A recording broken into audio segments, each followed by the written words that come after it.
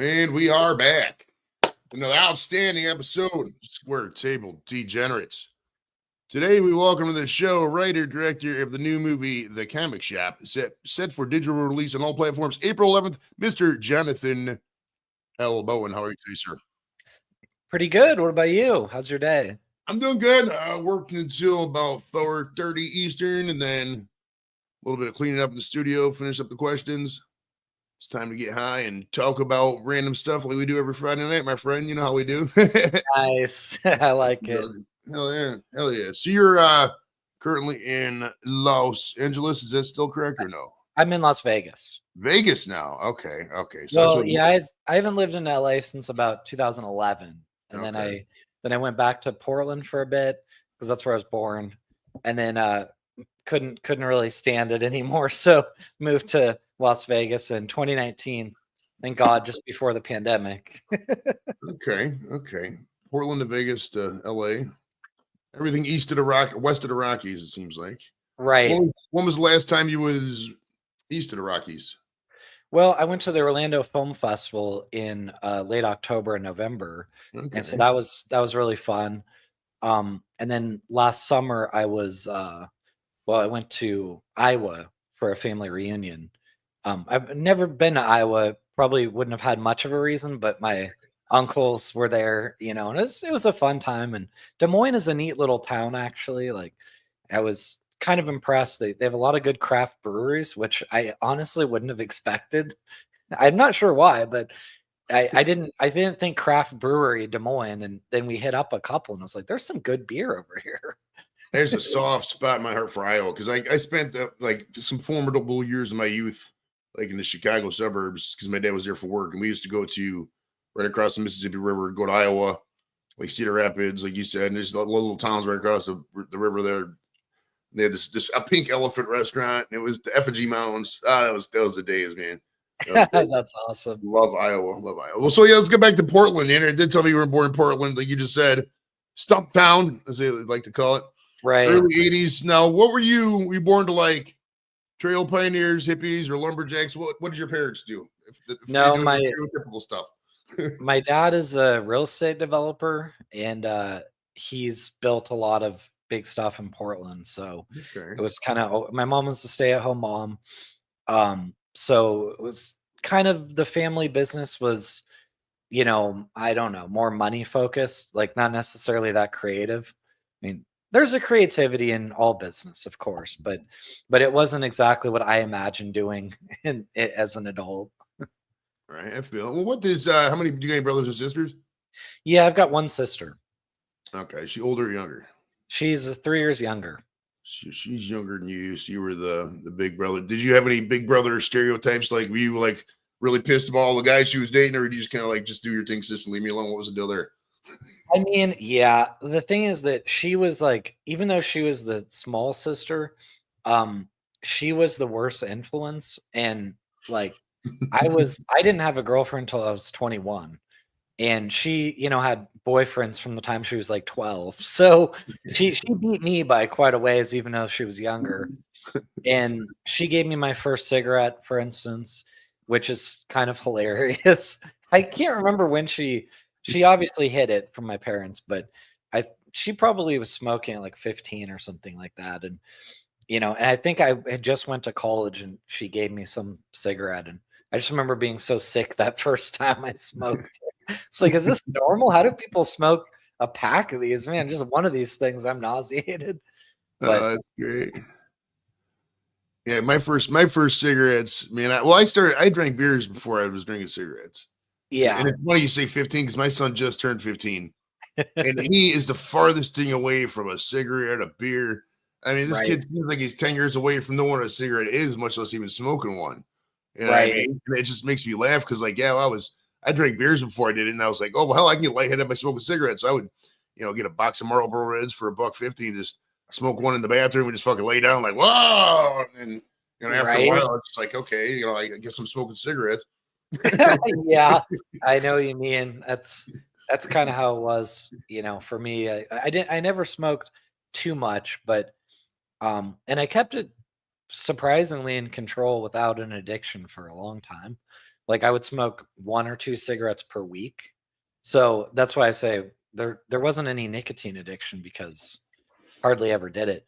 But I guess then like that service, they would just smoke on just grill weekends or when just something to do when they're staying out in smoke shack, or people would smoke right. when they're drinking. A lot of people like that only smoke cigarettes when they're drinking.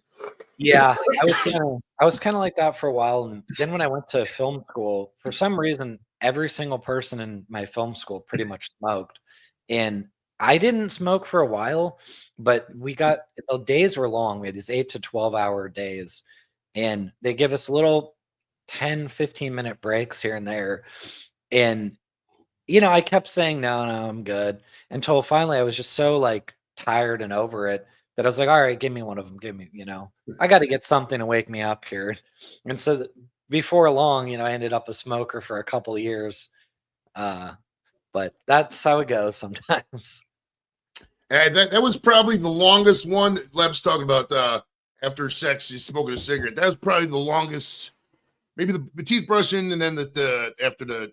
I wasn't really never addicted to cigarettes like that. Beer, definitely, Yeah, definitely weed. But yeah, cigarettes was.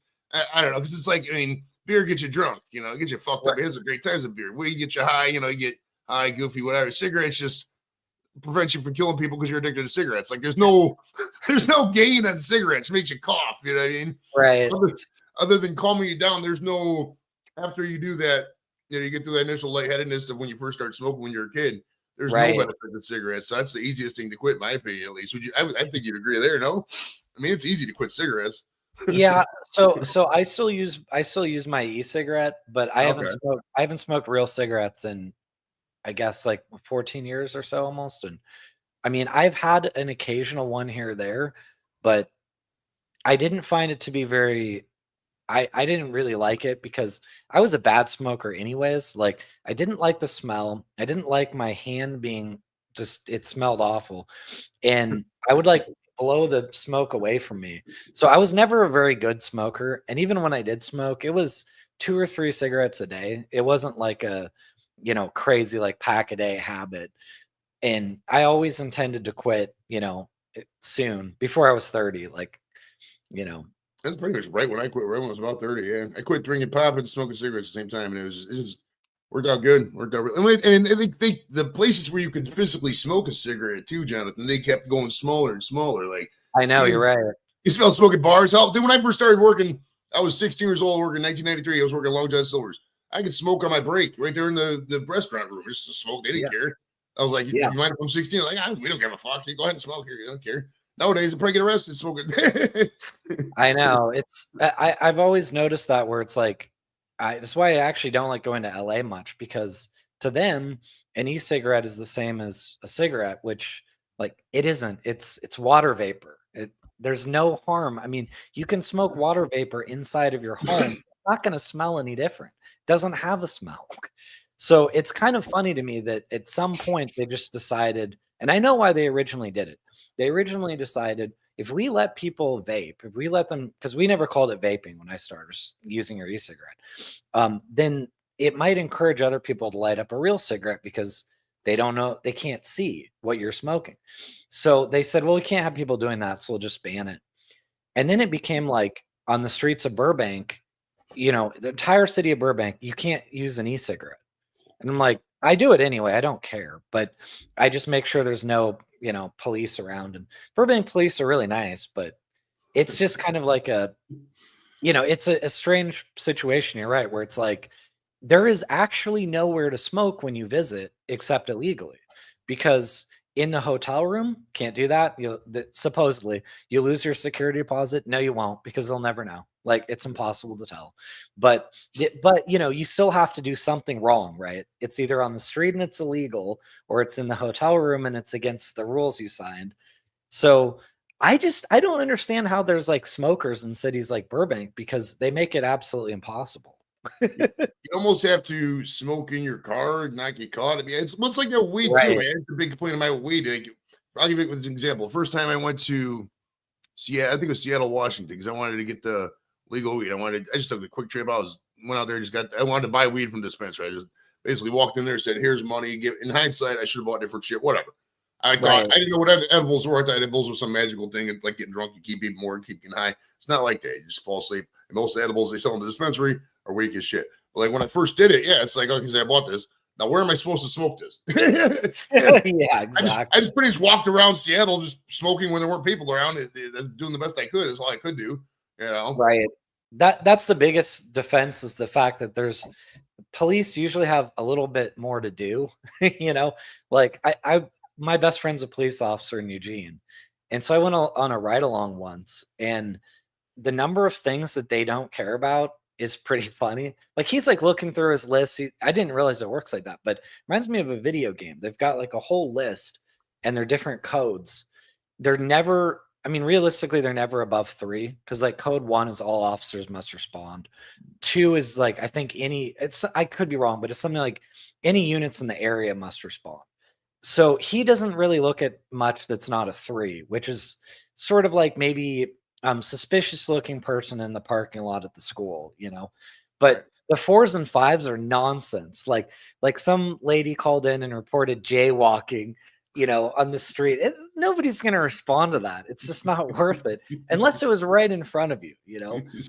So that's the funniest thing. It's like I would point to him and be like, "Oh, you know, Florian, the person just ran the red right there," and he's like, "Yeah, but it was close. I don't really feel like pulling him over. We'll get him for more than that." And I see what he means because there's enough other people who are breaking so many laws. Like we finally settled on somebody who ran 2 reds in a row in front of us, was speeding and didn't and failure to use a turn signal. And he's like, "All right, this guy's getting pulled over." That's great. That's great. All right, so going back to you grow up in the '80s. What's your earliest memories like in the Willamette Valley? Like as an Oregonian, the game of Oregon Trail like have a special spot in your heart, or is this just any other game? What is there a pioneering spirit as being, from Oregon? What's your take? Yeah, that's funny because I do remember in the computer lab, like in grade school, that people played a lot of Oregon Trail. I mean, everybody got a kick out of it since it's like we're in Oregon. There was a bunch of games I like playing. I can't even remember all of them. I remember one of them was like some cannon fodder sort of game, but yeah, I like that. Okay, I mean, I was a pretty big gamer growing up. You know, I remember how excited I was when we actually talked my dad into letting us get, you know, the original NES. And, you Oh know, yeah. it was like there was a bunch of promises that went with that, like no more than an hour a day of playing the thing. And I can't even remember. It was like chores have to be done first, blah, blah, blah, all this stuff. And you know, there would be exceptions if my dad wasn't home. Like it rains all the time in Portland. So sometimes if it was just too crappy to go play outside, I could talk my mom into like letting me play a little more. But we had also like a big attic, so we could, if I had friends over, you know, we'd go up there and we'd mess with my sister's stuff. Basically, like you know, she had one of those little houses, you know, that's probably like 4 or 5 feet tall, made out of plastic, and then all the fake fruit, all the fake food. So we Mhm. just start throwing that at each other. Like, you know, the girls may want to like play house with it, but we just toss it at each other. And we thought it was hilarious. Oh yeah, I remember because my street. This is '89, I think. Because I remember '88, everybody on the street got the Atari 7800, even though that had already been out for a couple years. But I think it was either '88 or '89, one of those years. But that's when everybody got the NES. Because I remember one kid, he was the first kid on the block to get, and everybody come over, and it was almost felt like there was a wait list to go play at his house. Oh yeah, and he's Right. got Mario Brothers. He finally let me over. It was cool. But after a while, and then do you remember they used to rent us those games? Like you'd rent the games from the store and they would like corrupt your system. You have to blow into it, and a week later, the whole system would be corrupt. And then I don't know Oh, if it's the same where you were, but like I remember explicitly, we'd have to the shop would have to send to Japan for some part to fix the Nintendo because it was fucked up from the games we rented because oh everything would no. be contaminated and all that. It was horrible. God, that was horrible. Was Yeah, I don't think I rented many games until mm, I I think I rented games a little bit later. I can't remember because my friends would get some, I would get some, and we kind of like, you know, we'd share or play them together. And I do remember, you know, the games are pricey. Like the crazy part people don't remember because we all talk about inflation, but now with everything, like there's been a lot of deflation in some areas. And you know, one of those would be something like streaming. I know how much I do the same thing. Everybody complains, oh, $25 a month for Netflix. Well, yeah, I have like 10 streaming services with the various discounts. I bet I pay about 120 a month. That's it. I used to spend $300 a month on DVDs back 20 years ago. I didn't think anything of it because you went and you had to buy them. Like that's otherwise it was on TV or whatever. And yeah, you could rent movies, but we all were in a zone of impulse purchases. Like you go to the store and you're like, oh, oh, that looks good. I'll just buy it. And so I spend like I'd say significantly less on movies than I did 20 years ago. And then when you get to video games, they were $70. Like SNES games were $70 in the 90s. And now they're 60 or $70 too, but we're 30 years later. Hey, I So mean, yeah, and in the '90s, I was making $6 an hour. Now I'm making $40 an hour. It's a little bit different. yeah, I mean, like I don't know for sure, but like what was a Big Mac in 1995? Like it sure was a lot cheaper than it is now. Probably a So dollar, right around a dollar, $1.50 maybe. Yeah. and the funny part is that like the old games, if you think about it, largely relied on difficulty. So let's say that you were you were the AI, like you were perfect, your reflexes are perfect, you learn perfectly. You could probably beat one of those old games in an hour and a half, like maybe not even that much time. But it was so difficult that we would have to play it over and over and over just to get there, and it could take 15-20 hours to beat the game. Nowadays, you got games, it doesn't matter how good you are, they are enormous, like huge worlds, or whether it's a GTA or The Witcher 3 or whatever we're talking about. Um, so you're getting a lot of value for your money at this point, Oh yeah. but it's very time consuming. Oh yeah, I mean, when you think back to the games, like I mean, the game. If you think back to Zelda, it's kind of the same format as a lot of these Right. games are today. But they just Open basically world. took that concept, and every board's like its own video game itself with the microtransactions. They could just some of these guys can print money. You get if you get the key to making money in this world, if you guys don't know, is to get some people's kids addicted to shit because parents don't say no to kids. If you get the kids addicted, that's a moneymaker. Just start cranking money. That's true. I mean, you're very much right. Also, even as an adult, when there's almost they tap into that gambling element almost. So there was this game right before I directed my first feature. So I was probably playing in 2009, maybe, and yeah, 9 and 10, I would say. So the whole thing is that their slogan was Evany, free forever. Well, yeah, okay. So it is free. You can play it free. But there'd be little things where it's like, if you drop $20 though, you get all these cool extra resources and all these things that will really help you. And so I remember I played it for free for maybe 3 months and I was getting pretty good at it. And then I started thinking, it's just $20. Like I go out and I have a drink and I leave a tip and the tax, it's $18 in LA. I mean, I guess, what's $20 isn't going to hurt. But the problem is that $20 became 40, became eventually I spent a couple $100 on this stupid flash game before I eventually quit. And it was like, yeah, I'm not going to keep playing this game with these guys, It makes me laugh. I remember both my kids at different points because they used to just play with their phone when they were babies. This is back 10 years ago, 2013, 14. I remember my son, he ordered this stupid gems game. The gems will just fall, or I don't know what the hell it was. He ordered $200 worth of gems just hitting buttons. I'm like, how the hell is a 3-year-old, 4-year-old going to order $200? They reverse the charges, but still, it still made me laugh. Like who would honestly pay that kind of money? You say it though, it starts out a little bit, oh yeah, just a little bit. Next thing you know, oh, they got the gold suit. Oh, there's the platinum suit. There's the platinum suit with stripes.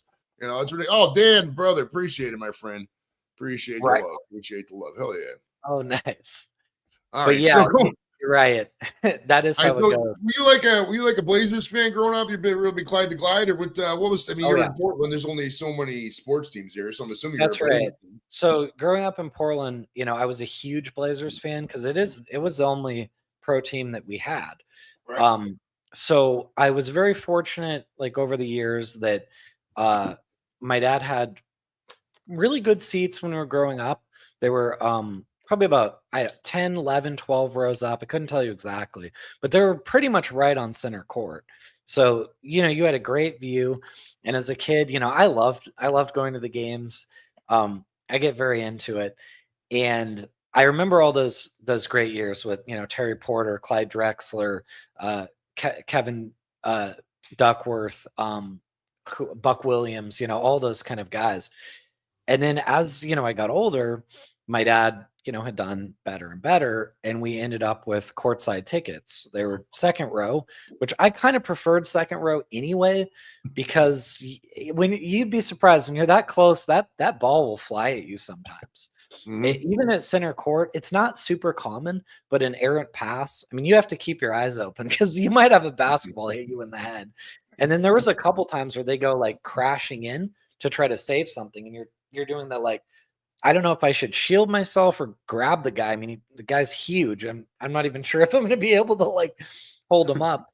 But those were fun because I felt that when you're courtside, I cared less about whether they won or lost, because it was such a neat experience seeing these people up that close, and they are so big. I mean, you know that logically, but you see him on the TV screen, and this guy's short. Look at this guy; he's so short, and it's like that guy you think is short is like 6'4", Oh, yeah. because he's short compared to the other players, but he's not short.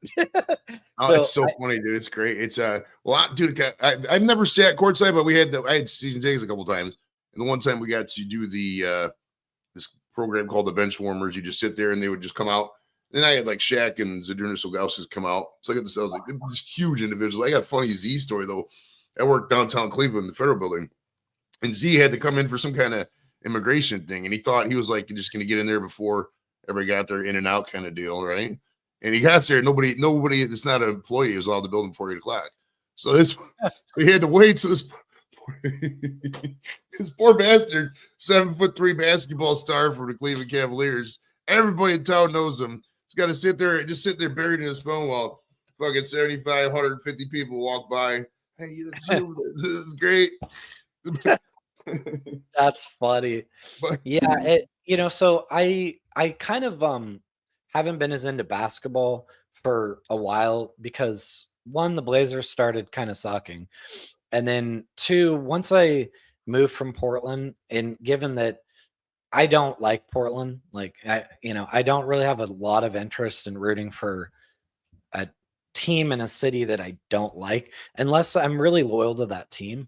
I mean, I am a Yankees fan and I'm a 49ers fan, and I don't love the cities of San Francisco or New York, but I love the storied histories of those franchises. Really is something that I find it hard to get away from. Like, I'd love to say that, oh, I've adopted the Raiders, but I was watching the Niners from the time I was 4. So I remember Joe Montana, and then I remember better Steve Young because I was a little older then, and just great times with my dad, watching the Niners. So it's tough to switch teams, but I am rooting for hopefully getting a basketball team here in Vegas, in the next 4 or 5 years, which I think will happen. They've talked about it a lot because they've done the NBA Summer League, they've done the draft here. They've even publicly said they'd love to see a team here. So LeBron wants to, when he retires, he said he wants to get a team here, but he's kind of on the list because there's like about 4 other groups that are trying to do that. So I would kind of love to, rather than get somebody else's team, which always feels weird, right? It kind of was like stealing somebody else's baby in a way. right.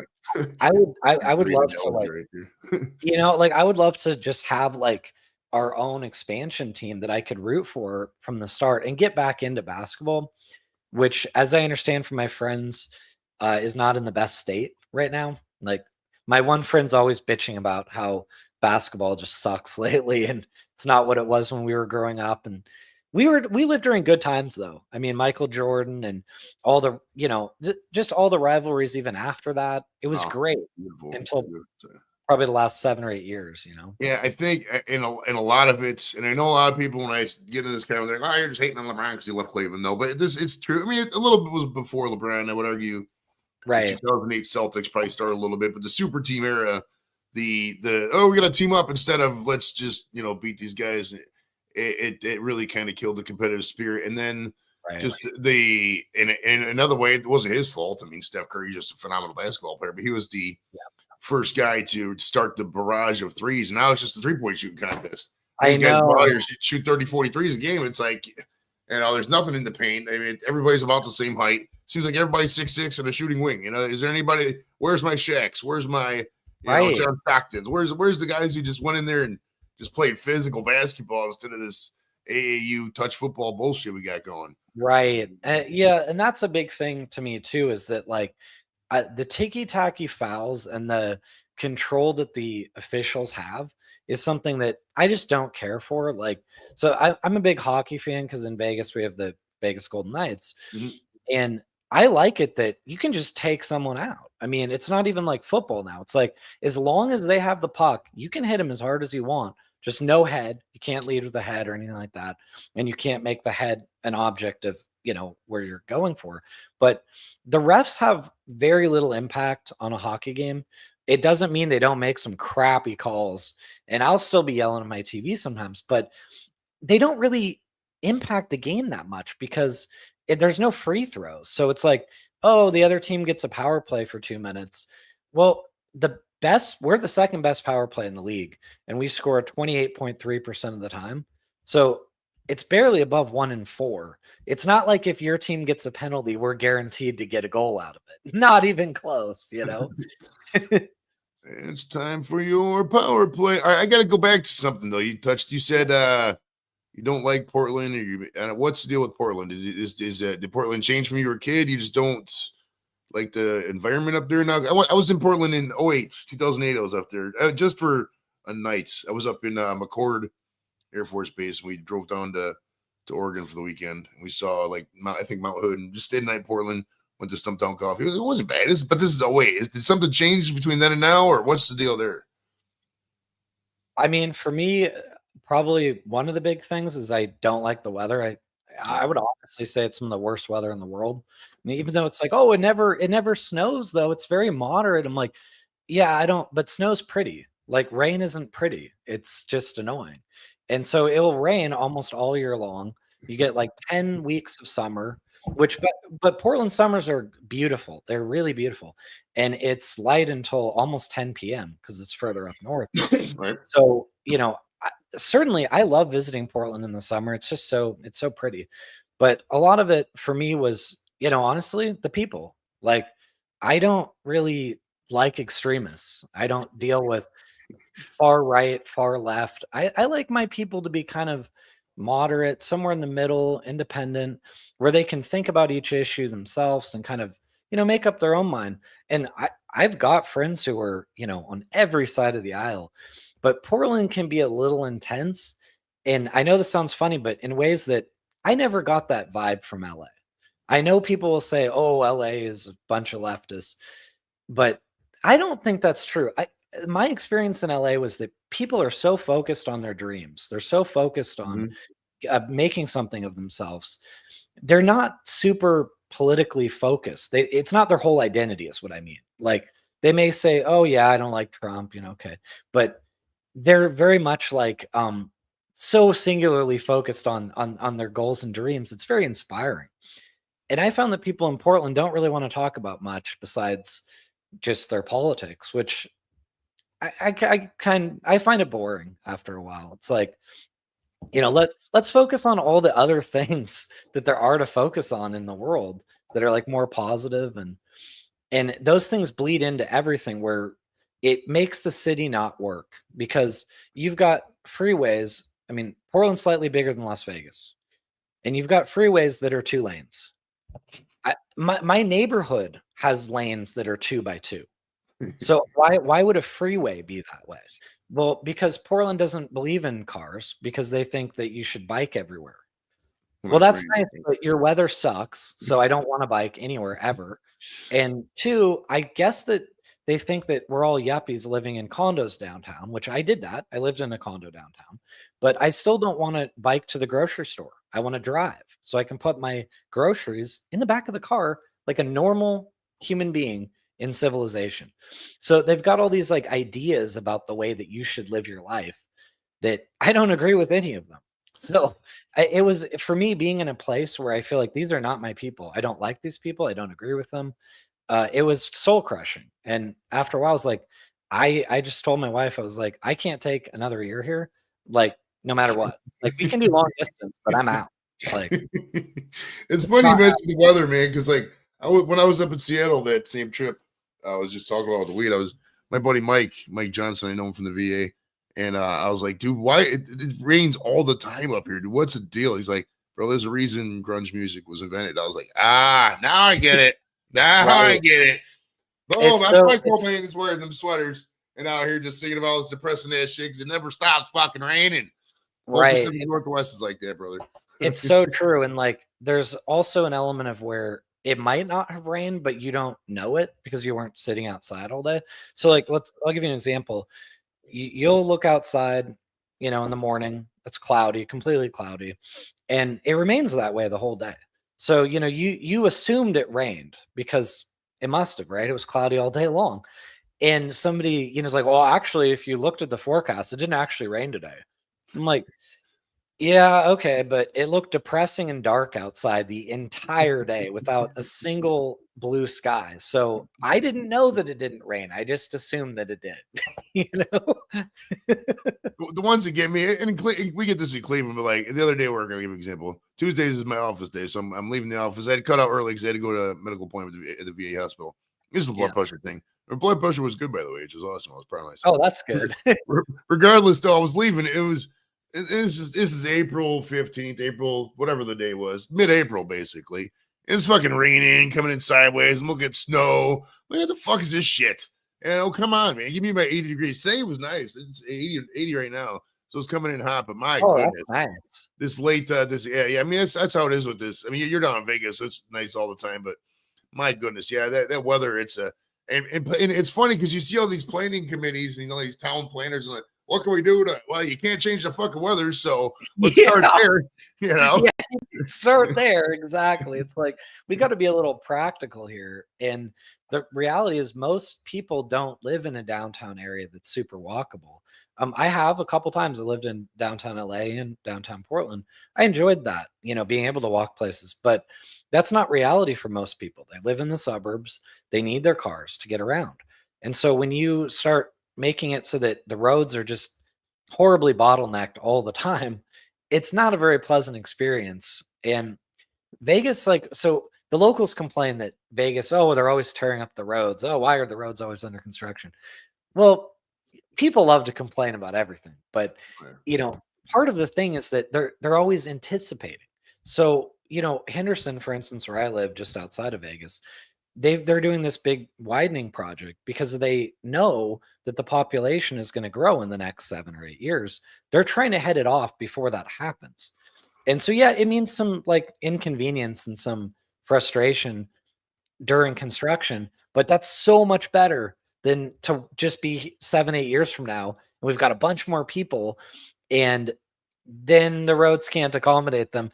So, like I said, people like to complain because they'd complain about either one, you know? Oh yeah, oh yeah. Well, we got the road right here by my house because they gotta fix it. I mean, there's no choice. I mean, it's boom, boom, boom, boom, boom, boom. And because they're doing it in phases because like they put in the one turning lane, so it was Right, closed, but it's one way for so many weeks, and they're gonna do it like that. It gets annoying, but it's something that's got to be done. When it's done, it's right. like okay, finally, and it's rough with the roads up here, dude. Them salt with this winter was just really cold, so you had a lot of salt up there. And the Oh, city's yeah. even worse than it. I'm in the suburbs. I'm in North Olmsted.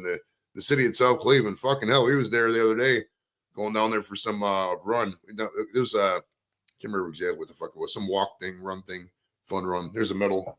But it was the road down there was.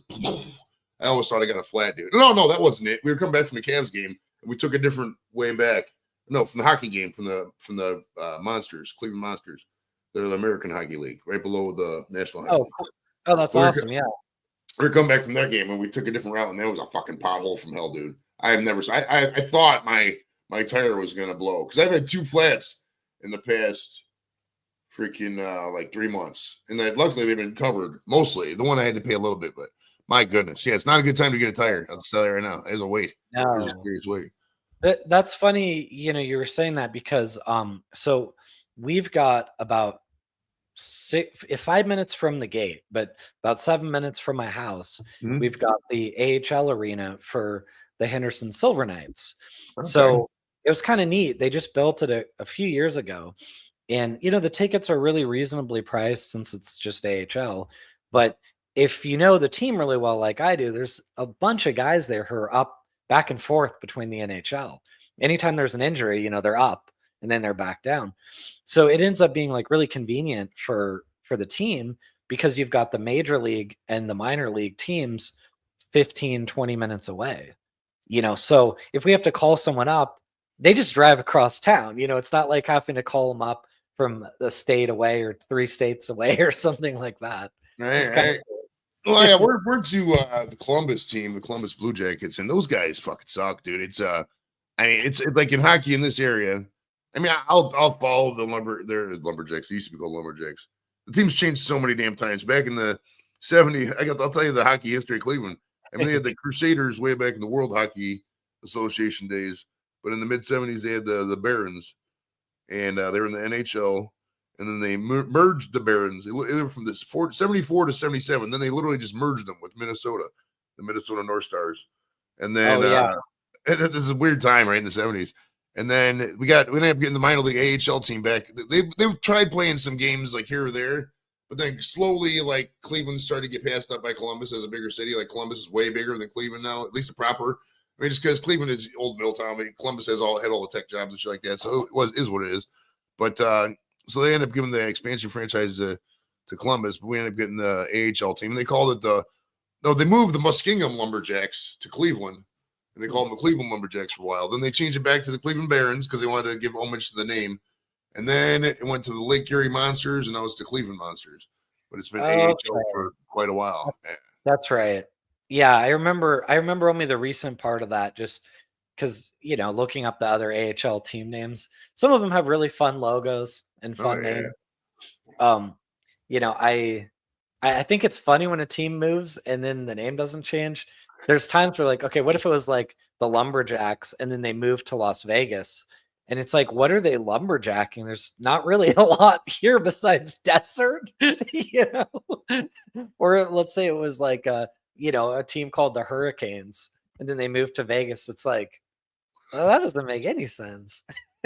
My two favorites on that was when the Houston Oilers moved to Tennessee at first, and then Tennessee's like the 37th most oil producing state. But I remember when ESPN ran the commercial, and they're like, "I just learned that Tennessee is a great oil producing state."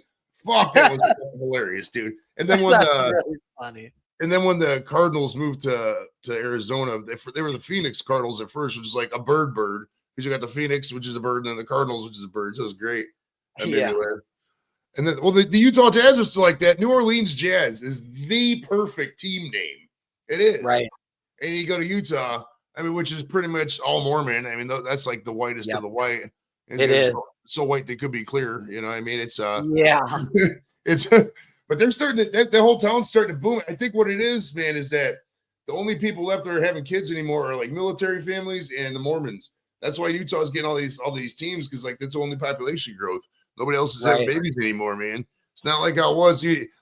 Ask anybody our age, like their parents, hey, how many uncles? And everybody's got, oh, my dad had 7 brothers and sisters, my mom had 10. So like nowadays, it's like, some of these kids don't even have uncles, right? It's wild times are changing, brother. Oh, yeah. No, that's very, very true. You're right. All right. So at what point did you start getting into movies when you were a little tot? Like, what's the first movie you remember going to see, or at least a couple first cinema experiences? That's interesting. Okay, I guess I remember seeing Dick Tracy in theaters. I'm trying to think what else was around there besides maybe, some of the kids movies. I remember seeing Jurassic Park in theaters. Of course, I was older than I was like, what was I, probably 11 or something. But for me, the big experience was really Star Wars once it was re-released. And that was kind of the moment when I knew that I want to get into movies. Of course, I had seen Star Wars dozens of times, like on VHS, but it really was different in theaters. The commercial said, if you've only seen it this way, you haven't seen it at all. And they showed the little TV, and then the X-Wing bursts through the TV and it opens up. And, of course, you just think it's marketing, but Then when I went to the theater and there's all these fans that were dressed up in the costumes and they were applauding everything, like the Star Wars logo, Lucasfilm, first time we see R2, first time we see Luke. And it really struck me because I thought, wow, here's a movie that's 20 years old and there's this much passion. Like people love it this much.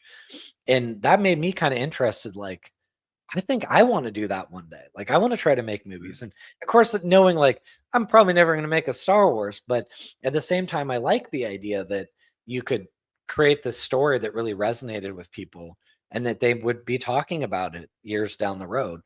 And that was kind of the early like interest, I think, in filmmaking itself. But Okay, dude, Star Wars, right? What a classic. Well, it's funny because like I remember I was born in '76, so like I didn't see the first one live.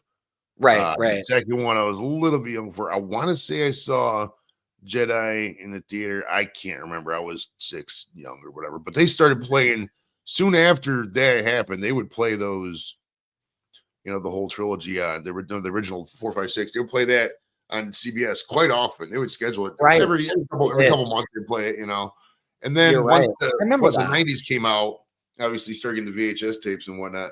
But they released it a couple different times. I remember they came They out. did. I've never seen a series been released as many times as this fucking series had. In the No, '90s, that's true. '94, I think it was, they came out with it on THX with the remastered stereo. That's And right. then right before, the episode 1 came out, they remastered. Remember, they remastered everything. It had additional footage. Remember that? And they added Right. they released when Jabba got stepped on his tail by Luke or by Han Solo in the one scene in the Yeah. original. And then they redid it again for DVDs. And so I've never seen a series remade so many times. But man, back in the '80s, dude, we lived it, ate it, Oh breathed yeah. it. It was all we had, man. It was great. I But I know. think you got You're right. I remember I had this friend who, I mean, you'll laugh. His parents were so weird. So he really didn't get to be a kid a lot. Like his parents more or less said that if you have free time, then you have time to be reading the encyclopedia. And it's like, well, he's 8, I don't know if that's what he wants to be doing, but sure. And so they only owned 3 movies, and that was the Holy Trilogy. They owned the 3 Star Wars movies. And I thought, boy, that really is a testament to how big Star Wars was, that this guy doesn't even own a single other movie.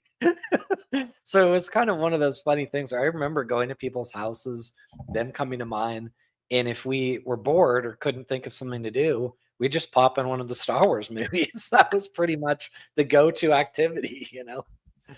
Oh my goodness, right? I did that so many times. I agree. That and Back to the Future. I remember because Back to the Future was right around when I was 8, 9, something like that. But I remember Oh, the one scene when Marty plugs in the thing and turns all the volume up and just goes like this. I remember we would all stand there, and when Marty did that, we'd all jump back on the couch like we were there in the thing too, just being silly. right. All right, Miss Piggy she said, Jonathan, can you please bring Silver Surfer to film? So, I don't know how you're gonna get the rights to the Silver Surfer, but Right? I'd love to get a call from Marvel, like that would be a lot of fun to go from the comic shop to a comic book movie. But I don't think Disney and Marvel are going to be bringing down my door as much. But but you yeah, I'd love never know. You just need a show to come out like America's Next Great Top Director or whatever. You just apply for that shit, and then next thing you know, fucking they're bringing down the door. Then they take a look like, you're Joe Varel, Joe Edibles. You're just a guy. No way. Yeah, it's a really tough industry at this point in time, especially we're probably in one of the darker points, I would say, for cinema.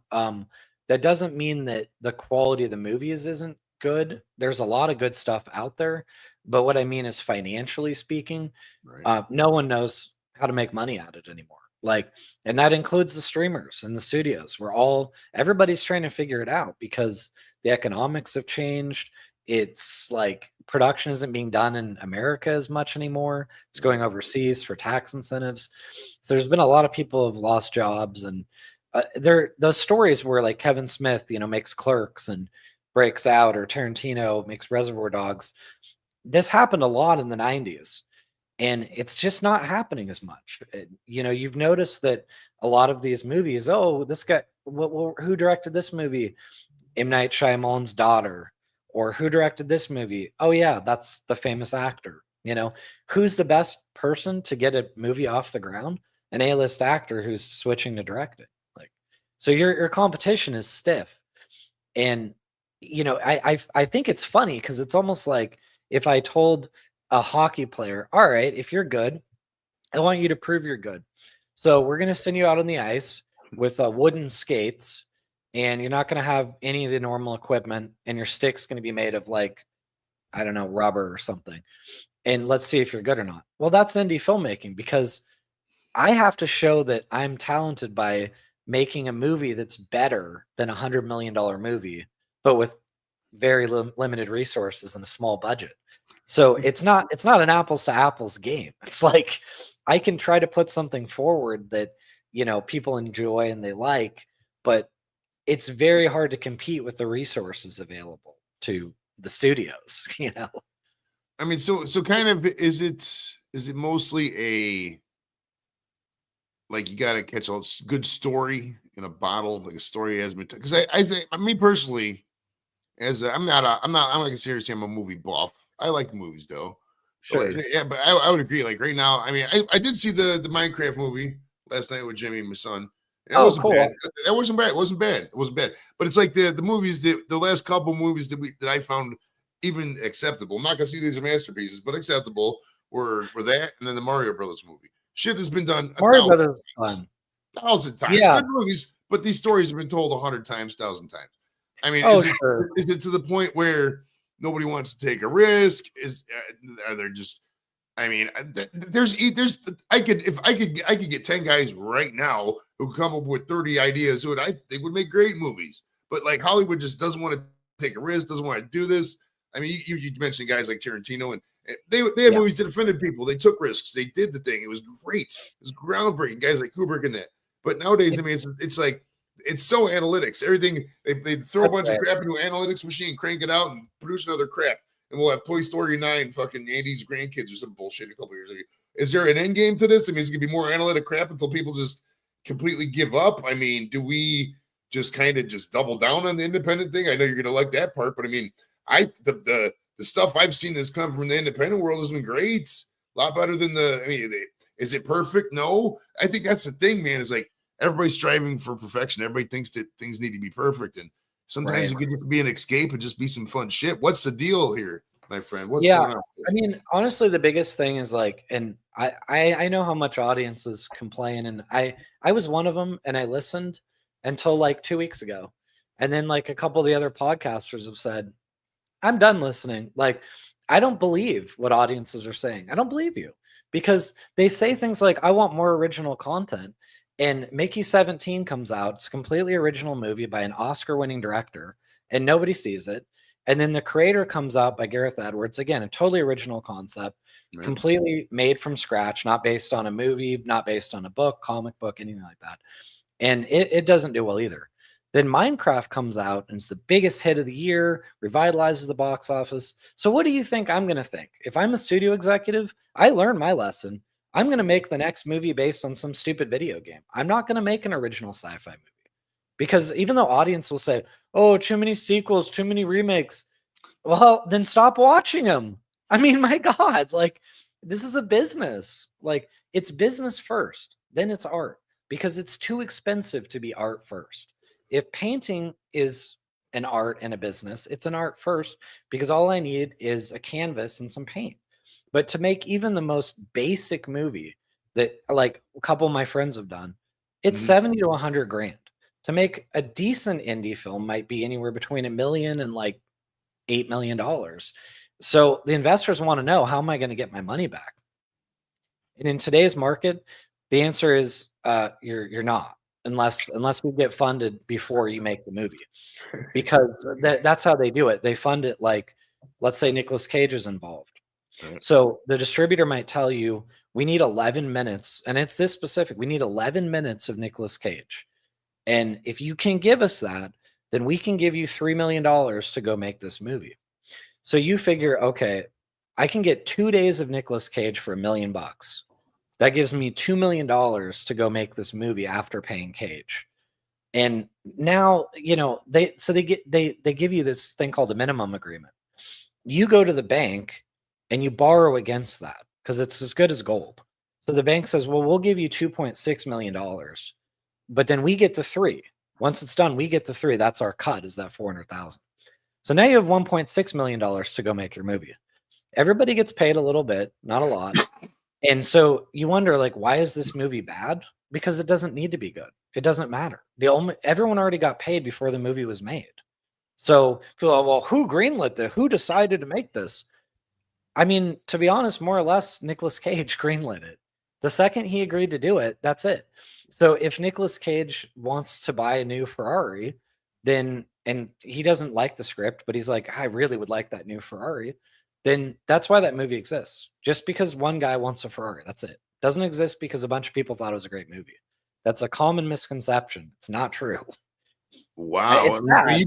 mean, you tell me things like this, Jonathan, and it's giving me like, it's weird, but in a way it's giving me less hope, but more hope at the same time, because like, I mean, I don't know. It's hard to justify. I mean, we go back to the DVD thing, and we go back to, how you were spending several $100s a week on DVDs, right? The Well, about entertainment dollar, maybe 300 a month, I would say. yeah. I'm making it seem like a DVD addict. Apologize, but it's like basically the underlying that is that there's only so much entertainment dollar to go around, right? That's right. That's right. And so, like, say, standard family, me or Lep or Miss Piggy's family, Dan's family, et cetera, et cetera. They only have so much money to spend on entertainment, and for them to justify, to spend, they can still go to the movie theater, the big screen. There's still money there. That might be the one thing that saves everything. But beyond that, on the small screen, there's no incentive for me to, oh yeah, let me give this guy $15 to buy the movie. It's like, I can just wait 3 months. It's going to come. So is the barrier to entry just so strong now that, I mean, you almost have to catch lightning in a bottle? And to piggyback onto that, has it kind of always been like that, but we're just now realizing it? It's always been tough, but I think it's gotten tougher because when the DVD market sort of bottomed out, there was a lot of impulse purchases. Like people would go to Walmart and then they would see the bins and stuff. And, it'd be a Friday night and they'd be like, screw it, let's buy a couple of these. They hadn't even seen these movies and they probably weren't very good movies, but that supported this whole industry. And now what you're saying is exactly right, because I'm the same way as you are. Like, even though I wish I could say I'm not, I don't really buy movies or rent them. I pretty much just subscribe to the streaming services because I have 10 of them. So there's a lot of content there. So if you're telling me, like I'm telling you, that my movie right now is only available for rent or purchase, it doesn't give me much of a chance to like really do a lot. Your friends, your family, your crew, your cast, and some fans, they'll buy the movie. So for us, the answer is it'll be free to stream on, I think it's May 10. So it'll be like Tubi and all the other free with ads networks, because now it's becoming that's really the new Walmart. That's what my distributor said. And I think that was pretty well put, because if you're on Tubi, right, and it's totally free, and you start seeing a movie, if you don't like it, you just turn it off. It doesn't matter. You didn't pay anything for it, So it gives you the freedom to kind of like dance around. But the reality is that you watching a whole movie on Tubi, the creator of that movie gets, I don't quote me, but it's probably about 10 cents. So imagine that if you spend $1 million, which isn't very much, on a movie, then you would need 10 million people to see that movie just to break even. And again, that's not 10 million people. That's 10 million views. So there's got to be some living rooms with couples in it, like 2 people. So you're probably looking at more like 15 million people saw your movie. The economics there aren't great. So what you need is like the streamers to license your movie and take a chance. And they won't even watch them for the most part. That's how bad the streaming market is. Like, I guess that all the streamers passed on my movie. We had 200,000 trailer views within a couple weeks of coming out. We were beating all the bigger movies with our trailer views. And they wouldn't even watch the movie. They watch a trailer and they say, yeah, no thanks, And look at the kind of content that's on Netflix. I mean, again, like I know I'm going to be biased, but both of my movies are a lot better than a lot of what's on streaming. It doesn't mean that they're better than even half of it, let's say. I mean, I Right. think so, but at least they're competitive. And there's some stuff on streaming where you're like, how did this get here? So I'll give you a little bit of behind the scenes. I don't know if I'm not supposed to. I mean, this is you can learn this information, but so what happens sometimes if you see a movie on streaming that's real small and then you're wondering like how it got there. It's not very good. I don't understand why it's even here. Well, what will happen is sometimes a distributor will make a deal where they tell Netflix or they tell Max, we will give you our bigger movie, but then you're going to take these other 5 small movies as part of the package and you're going to pay Um, for them. And so the streamer might say, oh man, like, yeah, I mean, we don't really give a crap about those 5 small movies, but we really do want this bigger movie. So yeah, it's fine. Yeah, we'll take all 6 of those, no problem. That's why you see some of those things. So it's not that like, oh, the filmmakers just made such a wonderful movie and it just, that's why Netflix picked it up. No, like probably not. It was probably packaged with something else that the streamer wanted, and now it's just on there because it has to be on there. You know, ah, I geez. know that sounds a little cynical, but that is kind of the reality of the business behind the scenes is that somebody hasn't sat there and curated every single movie on these streaming services. They don't sit there thinking that you're going to love them all. They just are doing business. And sometimes business means taking the good with the bad. I think, Yeah. I think that I don't know who would be on this cabal, but I mean, if you look at the arc and of what studios about what studios and what they're producing and the quality of shit, it kind of almost looks like they're purposely tanking Hollywood. And I know that seems wild, but like, I mean, it's a tax leading industry. They could probably write off whatever the hell they want. I'm not a fucking accountant, but I've seen how the world works and I know how they, those the shell game basically, complete shell game. And if you just look at the absolute quality and just some of the, I mean, you got eight or nine, 10 of the top grossing films are remakes. And it's just, and I don't really think Right. I think a Correct. lot of it is people just got nothing else to do. I mean, you want to go to the movie theater, and if you got fucking 6 options, and one of them is some Japanese movie, you're never gonna understand. The other 5 are remakes. You have to see one of the 5 remakes. You know what I mean? Right. It's a numbers game. It's a real numbers game. Yeah, that's true. And it's a lot of familiarity, but there's that famous quote by the screenwriter, I think it was William Goldman, who said, nobody knows anything. And that's kind of always been true because when the executives thought when they saw Star Wars and they saw the rough cut, they all thought it was going to be such a bomb that a week before Star Wars opened, they almost sold it to a Japanese company. And then this thing goes on to become the highest grossing movie ever. And this happens over and over again where the studios don't actually know. And the things that you and I accept as very common knowledge, like having A-list actors is extremely important and leads to money. Well, or originality. So out comes Death of a Unicorn, which about what not quite a month ago, 3 weeks ago, I guess. And I think a really good little movie. And it comes out from A24, which film fans know and love A24. They always make original movies. Jenna Ortega, Paul Rudd. I mean, names don't come a lot bigger than that. You got Ant-Man and Jenna Ortega's and everything now. And the movie makes $5 million opening weekend. It's makes nothing. Yeah. And it's gone from theaters within 2 weeks.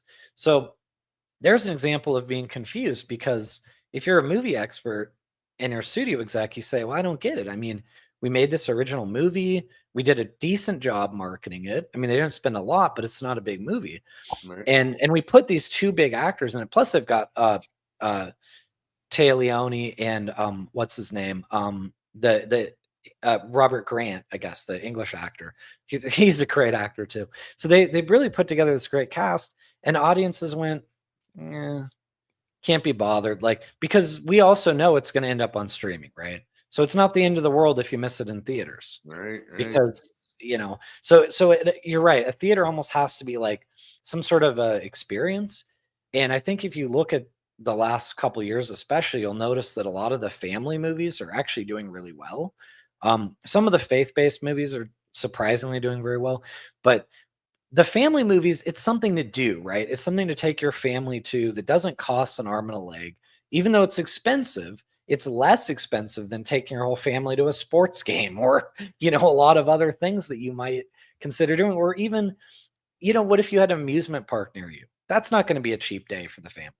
So people say, well, let's go see Minecraft. Yeah, let's go see Mario. And I think you're going to see a lot more of that. Like, let's target the families again, because then you get 4 people to come in basically, right? But if you target me, like some movie fan who likes some sort of obscure movies, you're going to get just the diehard movie fans, and there's not that many of us, maybe a couple million. Oh, that circles back right to what we said earlier. You market for the kids, and there you go. You're printing money. That's the only thing. That's right. I mean, can we get to a point though? I mean, because I mean, we got to be the 70s, 80s, and 90s probably Right. were the absolute peak of cinema. Absolute Yeah. peak. Well, I one can know argue depending on what you like, depending on this and that, depending on you're right though. You're right. but I mean, are we just going to have to concede that was the golden age, so to speak, of risk taking, of originality? I mean, has every story been told? I mean, will we just every couple of years get a breakthrough and just kind of have to deal with that, and then just live with the classics and have our days go out? I don't. I mean, it's going to take a huge revolution. I'm not too, yeah, and I think it will. I think I'm not too cynical about it because I tend to think things are cyclical. So from my understanding, and I've studied film history a decent amount, but I wasn't alive for all this. Right. So my understanding, like the 60s were very much dominated by studios making the movies that they thought that the audiences would like, which was a lot of musicals. And there's 50s and 60s, a lot of musicals. And then gradually the audience wasn't identifying with things, and the movie business was very poor entering the 70s.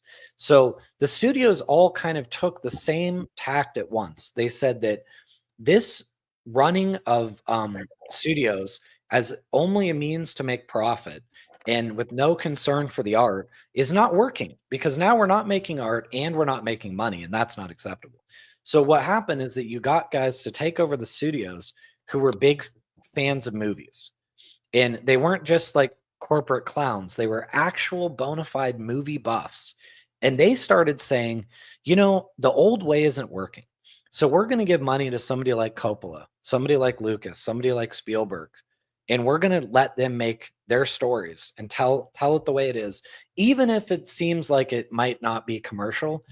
And that's what gave us all these classic movies in the 70s, is letting the artists actually run the asylum. Like, which is the way it should be. It should be art first, because the fact is that if you make great art, the business will come.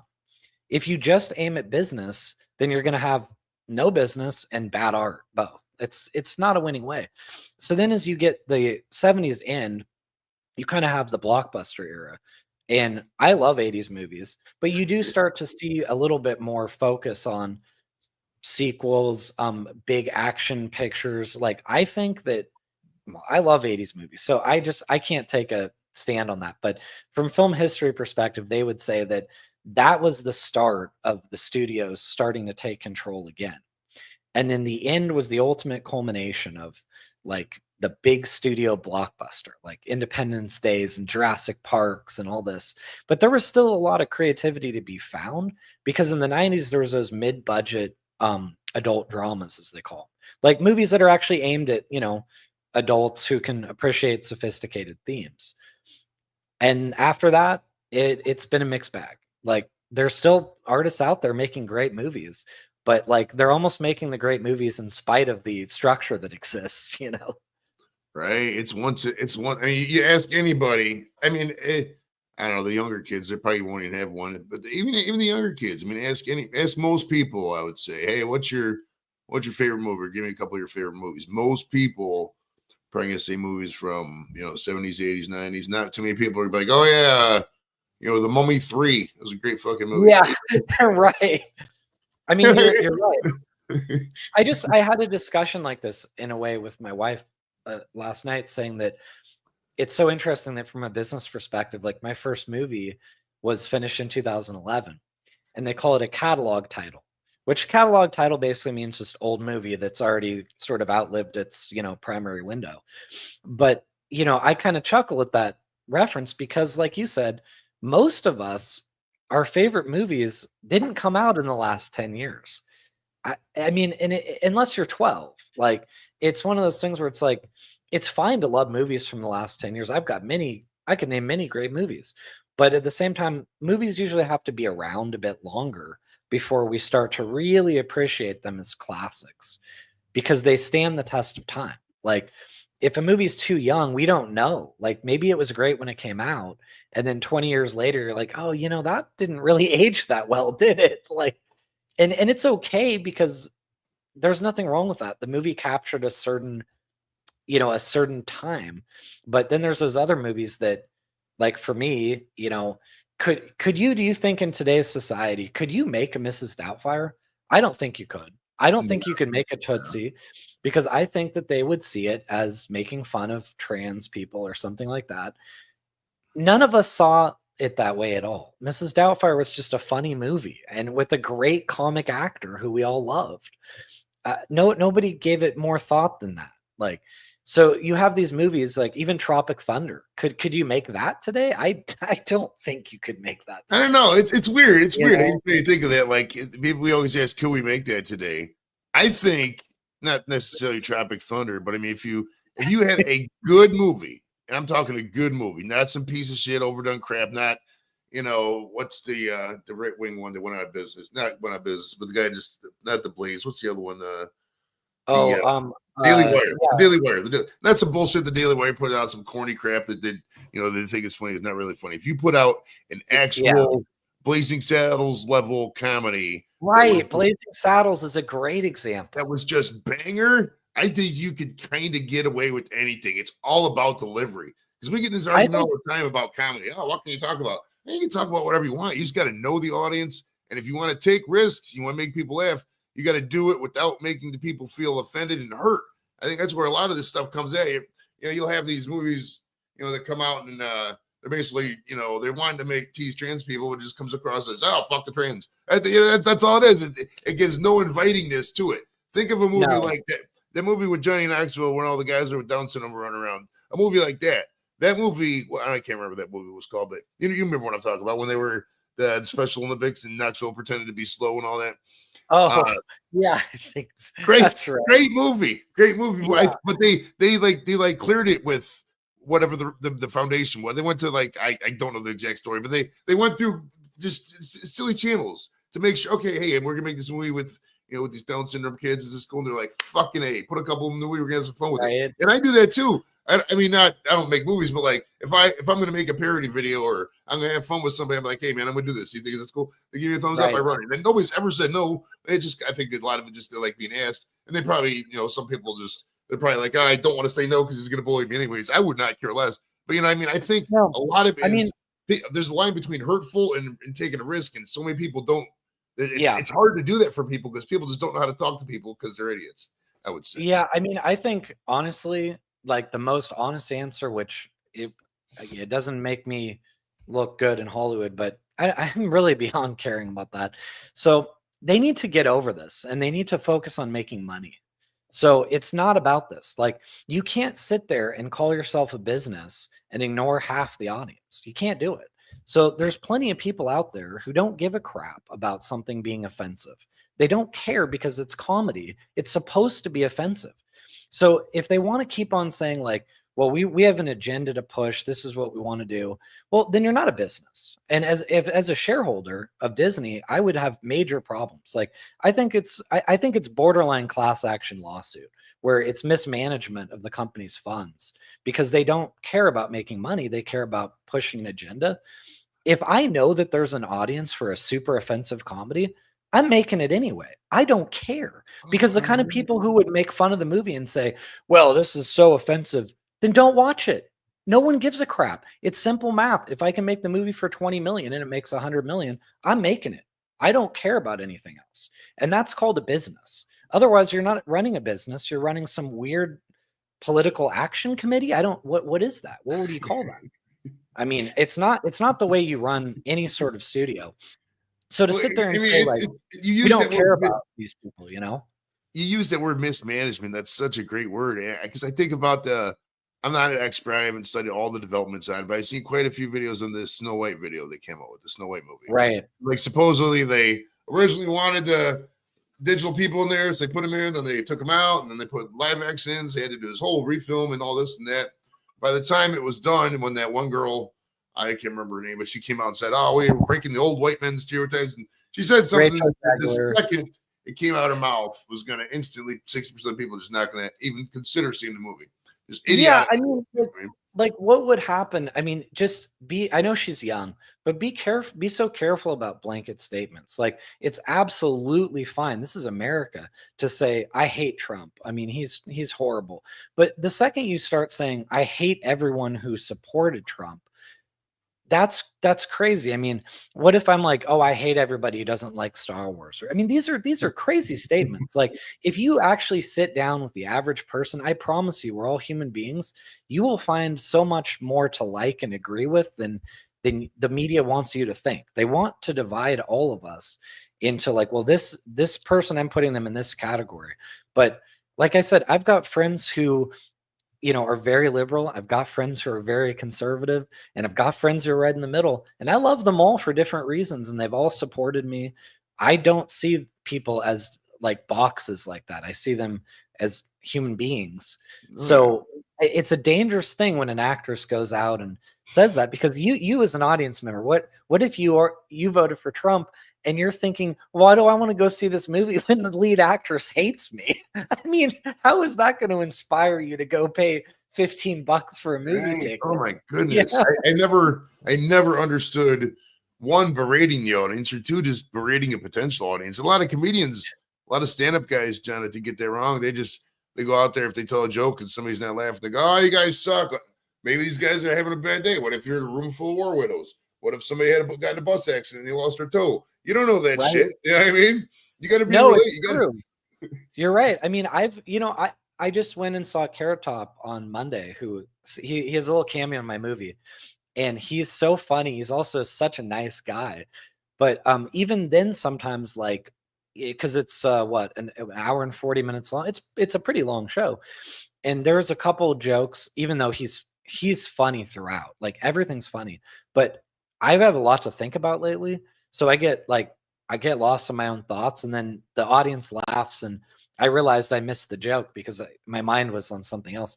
So there's an example. Like, it's not personal. It's not like I didn't laugh because of the joke.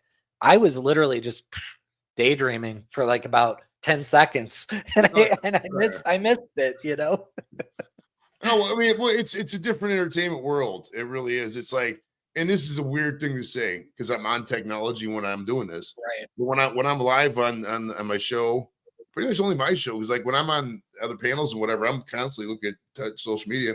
This is about the only time I'm not checking social media every 4 seconds, however how long it is. If they had a meter, if they really wanted to get people off of Facebook and Twitter and all this other bullshit, Jonathan, what they do, they put a little meter in your thing right in the corner, little neon letters, how many times you check each app. And if it's, at the end of the day, if you got, 15,000 times you check Facebook, you need to put a little block on there, right? You're so right. Like, I know it's like we are a society that has trouble being in the moment now. I just saw a meme today that I thought, that's right. That is how we used to be. It was talking about how now when you text people, that you get kind of weirded out if they don't respond for 4 hours. But back in the day, when you left your house for the day, that was it. Like, you don't get back to anyone until you're home at night after dinner. And then you check your voicemail and you go, oh, okay, these two people called. Well, let me give them a ring back. But no one thought anything of it. And I don't like the constant availability sometimes. Like, I may just not be in the mood to text you back, even if you're one of my best friends, because I'm thinking about things, or I'm hanging with my wife, or I'm playing video games, and I'll text you when it's convenient. But the society we live in is like, it's instant. You want that instant gratification. Mm-hmm. And also too, to piggyback on that, Jonathan, it's like, I'm using the word piggyback for some reason. It's my word. The word of the day is piggyback. No, but like, it's like, I don't, man, damn it, I gotta remember what I was thinking about now. You're talking about, it's like, we tend to, there's nothing that can't wait. Like anything that I get, like, I'm constantly checking emails. Oh, did anybody email me back to be on the show? Because I try to send out, emails or instant messages to people get on the show. And it's a zero-sum game. I've become completely hardened to everything. And it's not like I'm getting paid. This is just me sitting in my garage. I'm just having fun, People Right. super chat, whatever. But like at the end of the day, it's just every guest I've had has always been something either from a movie I like, a band I like, or just something it seems interesting. Take a chance to have some fun with it. And I know it's going to be a good vibe with my friends and what we do. But it's like, I don't, and I need to, and I say that all the time because it's like, and I'm a grown ass man. I'm 48 years old, and my son is on his phone by far less than me. By far, dude. I'm on my phone constantly. I'll be at church. I'm not that I go to church all the time, but if I go to church, it's hard. I made a point the last time to not do it, but man, it is hard for me not to just pull out the phone and for no reason. There's nothing there. There's literally nothing there. There's 4 people I'm accountable to this world, and 3 of them I live with. I mean, the rest is whatever. Totally true. I know. I remind myself of that every once in a while. Like I'll just be thinking about that. How I don't really want to respond to this for a bit. Like I'm just going to exist in my own world. Like sit at home, do my things that I like to do, and unplug for a little bit. But yeah, I think that with some of the with my movie, even like with the comic shop, it reminds me of this kind of sense of community that we grew up with, like where there were those common places to go where like other people shared interests and you met up with them, and it wasn't just all digital, it wasn't all online yet. Whether it was even something like the video store, where the number of really knowledgeable employees who worked there was always impressive. Like Tarantino started in a movie store. And so you could actually go up and ask and be like, hey, like I really like this one movie. Do you have any recommendations that are kind of along those lines? And that was neat because like you said, now the algorithm decides what we're seeing. And sometimes I like the human actually giving me a human piece of advice. Like, hey, you got to check out this movie. This thing is small, but it's really good. And I think we're missing a little bit of that sense of community. And we've replaced it with a somewhat more hostile online presence where it's fairly easy to complain. Like it's very easy to say mean things about people online. But if you were sitting there in person, you would never say those things. You just wouldn't. It's so crazy, right? Like people are so hostile and mean and it's fun and because they lead with you must not realize or leading comments or you must never have seen or just the introduction to what they're going to say is just completely condescending, and they don't necessarily know that because like that's just how we've conditioned to be online. We're conditioned to have max rage online because everything we look at is fucking rage bait. Everything we look at is our little damn bubble. And oh my god, this guy dragged the dog in the back of a car. He should fry. Of course, everybody would agree with that. Why even have comments like that? I opine. I mean, it's not nobody's ever going to listen to a world run by Joey Edibles, but I opine that for stupid ass stories, or not stupid ass stories, but stories where the fucking everybody's going to agree and it's obvious, and just turn the comments off. Why would we? If somebody shoots a dog in the face or whatever. Why would we leave the comments on for that? Why? It's all going to be stupid shit. It's going to be one-up people. What the hell are they going to kill them? A waste of time. Waste of energy. You know what I mean? Horrible. Absolutely. Horrible. I just saw the comment. I like Jojo Rabbit. Yeah, Jojo Rabbit. There's a original. That's a fun movie. I always like to see the sort of. My wife and I watch a lot of really weird off the wall movies, and it's a mixed bag. I mean, some of them are, some of them aren't to our taste, but I guess that I like to see an artist kind of express themselves and share a story with me that's a little bit different. And sometimes it won't resonate with me, but that's okay because they got to tell their story the way they wanted. And I like that. Like, I guess I don't see every movie as like it needs to appeal to everyone. It's more like, oh, this is your story that you shared with me. And there's going to be people out there who love it. Maybe that's not everybody, but guess what? There's people who hate The Godfather. I mean, I mean, not everything's for every person. I mean, is there a movie that I just randomly thought about this, but is there a plot? Do you get friends coming to you pitching you ideas randomly like, hey, Jonathan, this would be a great idea for a movie, or hey, this and that, or is that just, I mean, is your friend circle by now, I mean, being in this industry for so long, is it just kind of just you're friends with I mean, pretty much just guys from high school and, people in the industry kind of deal? What's going on with that? Yeah, so again, I'll be completely honest there. I have tried and never really succeeded to make friends in the industry. Like Okay. all my friends work in other things. So there's like police officer, radiologist, CFO of like a biotech company. I've got a recent guy I met at Beverly Hills Film Festival. He's a fellow filmmaker. But the reason that he's immediately, him and I hit it off is he's so much not like most of the filmmakers. Like he served 10 years and I think as a pilot for the US Navy. And then he like ran a tourism business in Guam. And I really like that. I find that a lot of film people, they only want to talk about movies and making movies. And I love movies, of course. It's a huge, huge part of my life. But I'm also a big sports fan. I also enjoy hiking. I like to swim. I work out a lot. Like I like to keep more of an open horizon. And so you get this, I don't know, it's kind of a weird dynamic.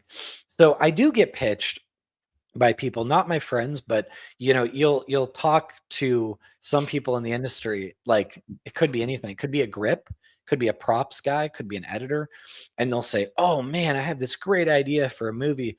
And I'm not trying to be mean, but 99% of the time, it is like one of the worst ideas you've ever heard. Like everyone always has an idea. About 1% of the time, it's something where you're like, wow, that actually is a great idea. And one time it was a guy on my set. I won't spoil his idea, but it's just really, really good. And he was our digital IT who also directs. And he told my wife this idea first. And then my wife told me, and I said, wow, I never hear good pitches for ideas, but that's actually great. I kind of wish I had thought of that first, but I'm not mean. I'm not going to go steal it. So I told him, I said, you got to write this. You got to make this a script because I'm telling you, it's like a horror film, but with a really cool original concept. And I said, you got to do this because there's something here. And with that, just the pitch of this movie, somebody's going to think what I do and be like, well, we'll greenlight that. So every once in a while you do hear a winner. My, you randomly got me thinking because I had an idea for a movie. It was basically I don't know how I would produce it, but like the crux of the movie is these guys. If we have the Federal Reserve in Cleveland. There's a Federal Reserve Bank. So if you look at a dollar bill and you see a D on it, that's where they print some of the money. But the idea is you get like a cleaning crew or 3-4 guys to infiltrate the Federal Reserve, create a distraction, get a money machine out of the Federal Reserve, and put it in stash away in the hood, right? And they slowly print out money, a bunch of money, launder the money throughout the community, right? Through some foundation. And then they get enough money to buy the Browns and get the Browns to the Super Bowl through this money laundering. There'd be other things along the way. But and I know that sounds silly, but just a stupid idea like that, to me, in my head at least, Jonathan, that's better than 70% of the shit I see on the screen. Just a 2-second thought. And I'm just a fucking idiot fat dad in the garage. Why? And this is a hard left, but like, what is just the basic creativity problem with wise people? I mean, it seems like in 1999, boom, everything stopped, and everything after there was pushed out by some analytic bullshit computer. We're living some kind of asshole simulation. I mean, there's breakthroughs here or there, but my God, it's gotten bad. It's gotten so bad. What's the deal, man? Is there hope? Bring us some hope, man. Give me some hope here. I think that there is a lot of hope. I think it's going to have to come from people. We as a society are going to have to stop trying to mine gold where there isn't gold. And so, in other words, most people notice how if you say, this happens to me all the time. Oh yeah, I directed a movie called The Comic Shop. Who's in it? Who's in it? That's their first question. Not what it's about, like, is it a good movie or anything like that? So, I want to have an answer and be like, oh, we got Jesse Metcalf from Desperate Housewives and John Tucker Must Die. We've got Tristan Mays from MacGyver, Eric Roberts, these kinds of things. But we're going to have to be a little bit more open-minded to good movies don't necessarily have to have people you've heard of. There could be I know there's some actors out there we all know, and we don't think they're that good. I'm not going to mention any names. I'm not going to hang myself like that. But Kevin Hart. Yeah, I'm sorry. No, sorry, Brian. There are definitely a few. I don't know. Sorry about that. Sorry. Right. There's a few people out there who, have made it big and, maybe they're not the greatest. So by the same token, there's a lot of actors out there who are insanely talented and they just haven't broken through yet. They probably will eventually, but they may not have yet. So I'll tell you, the hope is that the technology has gotten so good that we are able to make some movies, especially indie movies, for a cheaper amount of money than ever was possible before. So, like the most simple example I can give is when I just got out of film school was about 2007. I had a camera called the Panasonic HVX 200. It wasn't full HD. It was like 720p, and a camera like that or any camera at that time was incapable of shooting at night without heavy lighting. So, heavy lighting means what? Well, a truck full of lights and stands to control the light. It means a large crew to put the lights up. And it also means a truck driver. And then, because where do you plug the lights into? You need a generator. A generator means a bunch of diesel fuel. And then the generator has to be on a truck. So that's another driver and another truck. And all that just to make the night shot look good, look professional, like you would expect from any movie. Nowadays, the cameras are so good that on the top end cameras, you can film at night without any lighting at all, and it will look like the human eye perceives that.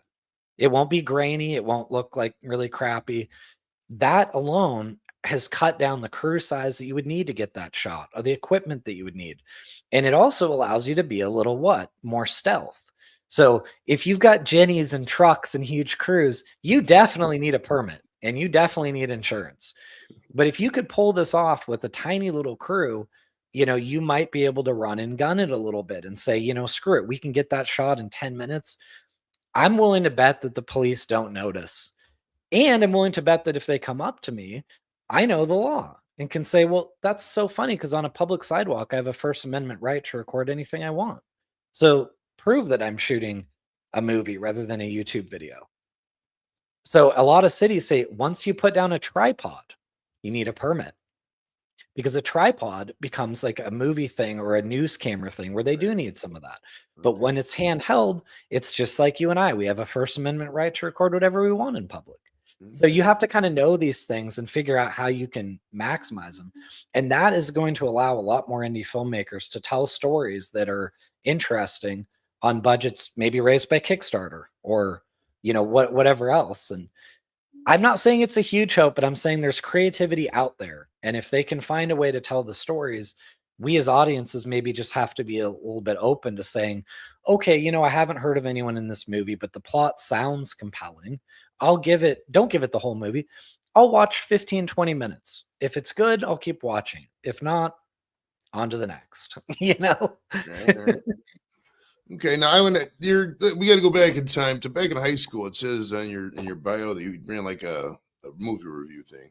Was that like Yeah. a website? Did you do audio reviews? How did you review these movies? And what was your like?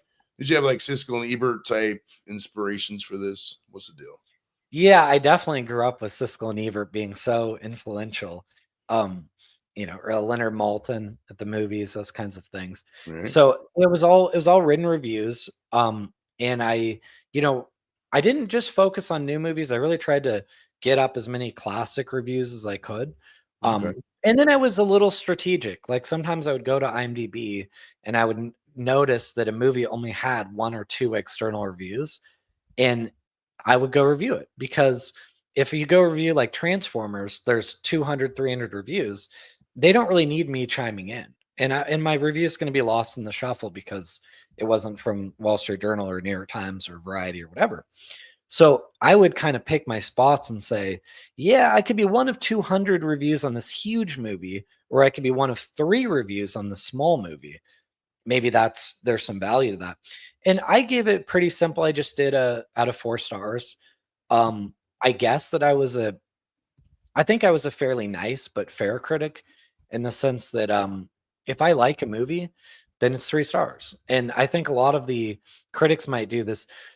Well, I liked it, but if you really pick it apart and this and that and the other thing, then it's only a 2-star movie.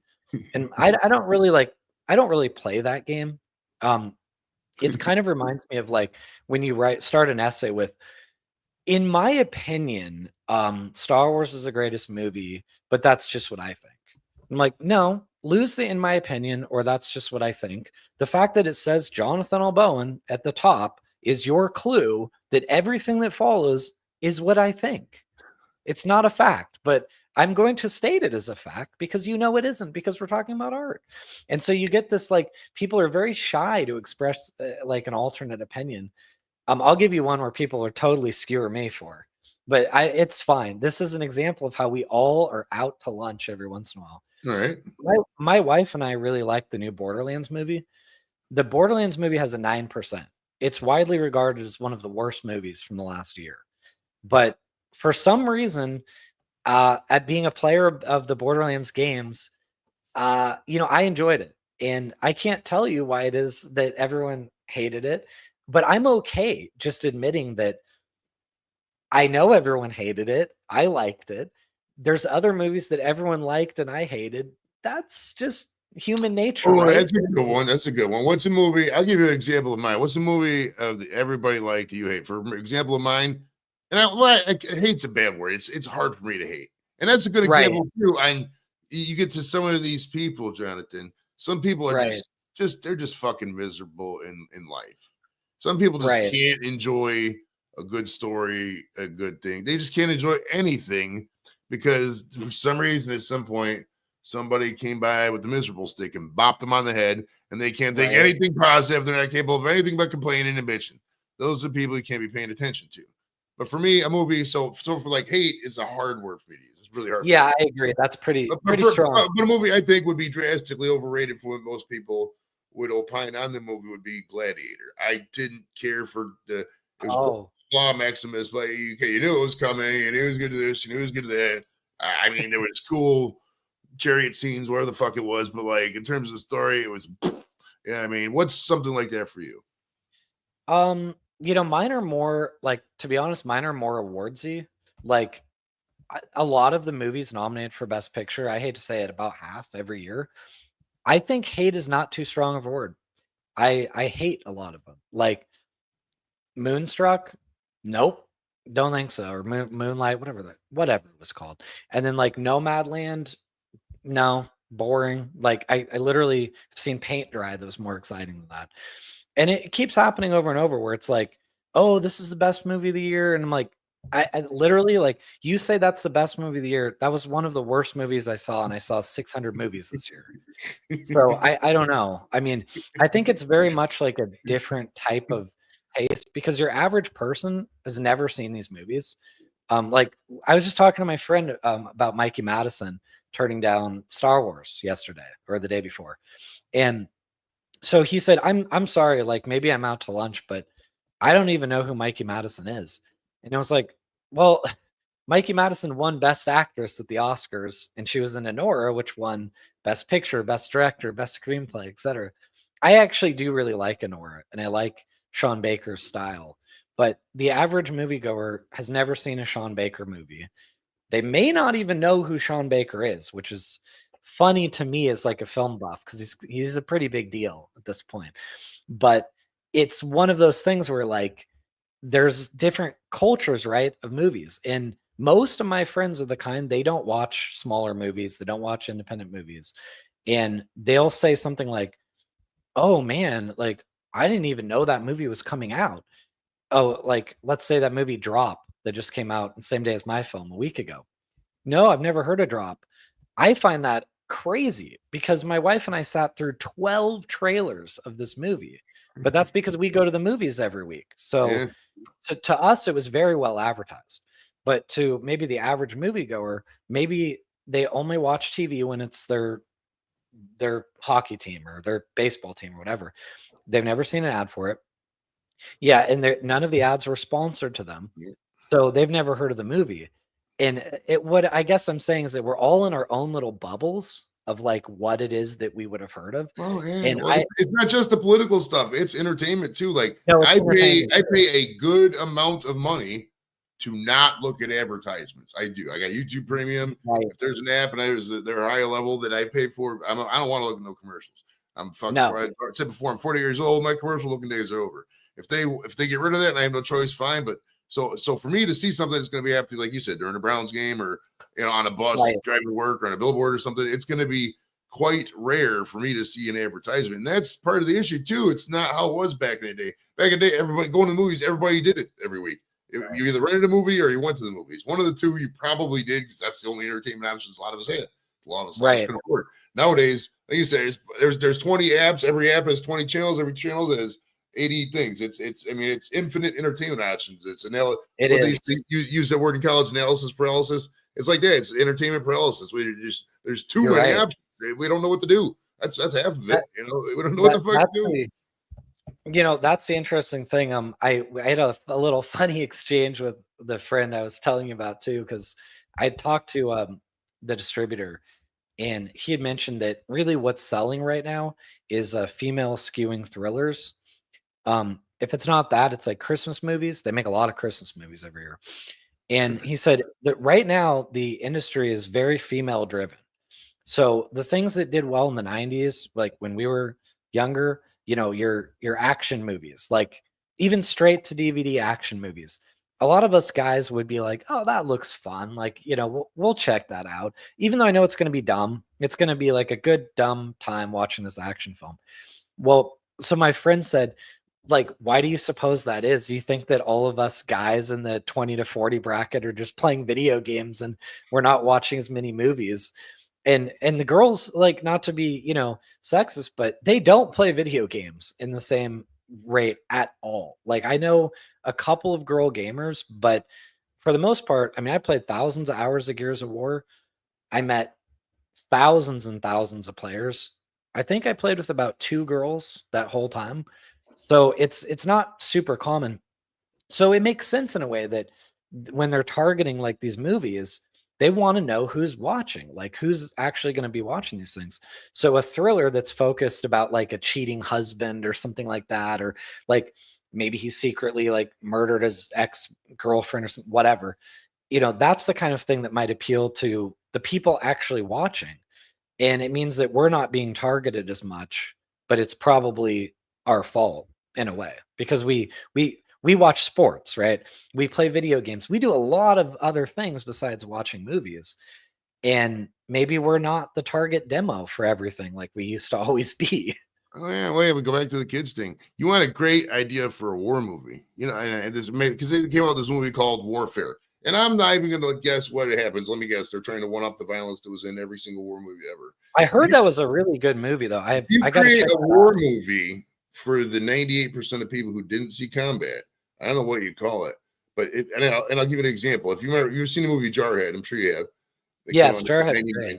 The part where he's like, I'm sick of all this fucking waiting. Those down part, that was one of the only parts of any war movie a guy like me who just sat around the war terminal, Skyping with the wife and doing fucking exercise programs could really relate to. You come out with the movie, oh my goodness, that would fucking resonate with so many people. Just call it In the Rear, or call it The Other Guys, or that movie came out, The Other Army Guys, or whatever. Fucking hell, I would go see that right now just on concept alone, dude. Fucking great. That's actually really funny because I love to get those real perspectives. Like one of my other friends was a drone tech for like a contractor. So he was over in Afghanistan and whatnot for years, not actually serving, but he's embedded with the troops and all this stuff. All right. So I had asked him if it was surprising to him, like when he was in Iraq, when we pulled out and it just immediately kind of like things went back to the way they were. Was that surprising to you? And he's like, no, it wasn't surprising at all. He's like, anybody who was on the ground there knew that they were just there for the money. And the second that we were gone, it was going to go back to the way that it has always been. And, it's funny because the media doesn't always tell you like what the reality is. And it's a half a world away. So, I don't know what's going on.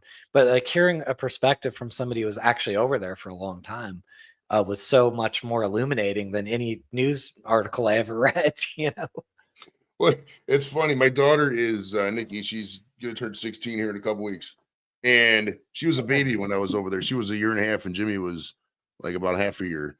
And I joked her. I was like, "You're pretty much the most action we had over there," because we were Skyping because we used to back then Skype. We used to Skype back and forth because I was in the air terminal, so I had a decent internet connection. It was enough to video chat how we're talking right now. This is 15 years ago, and we were Skyping, and then Nikki just started crying. And man, the terminal chief and two other guys come running in. They thought somebody brought a baby in the terminal. It's like, Nick, you caused an incident in the Iraq War, but that was pretty much the most action. Something like that happens. That's how boring that shit was. You call it the boring war. There you go. And they just come in the intro was like, most people see a bunch of think everybody sees combat, but then there's the boring war. And it shows some guy sitting there making a training video. Fucking hell, you got to do this, bro. This is your next movie. The boring war, make it happen. All right. That's hilarious. I don't want to keep you here forever because now we're getting in like sure. So I'm gonna get into a couple questions and we're gonna talk hard about this movie. Sounds good. All right, you went to college at Oregon State. Did you party with Derek Anderson, who's a Browns quarterback, for a little bit? I knew people who hung out with Derek Anderson. I did not know him, but I remember watching the games, and people were always very excited because he was an exciting passer, but they always got so pissed by the number of interceptions that he threw. So he's the kind of guy who would have like 7 touchdown passes and 5 interceptions or something like that. I remember that a lot.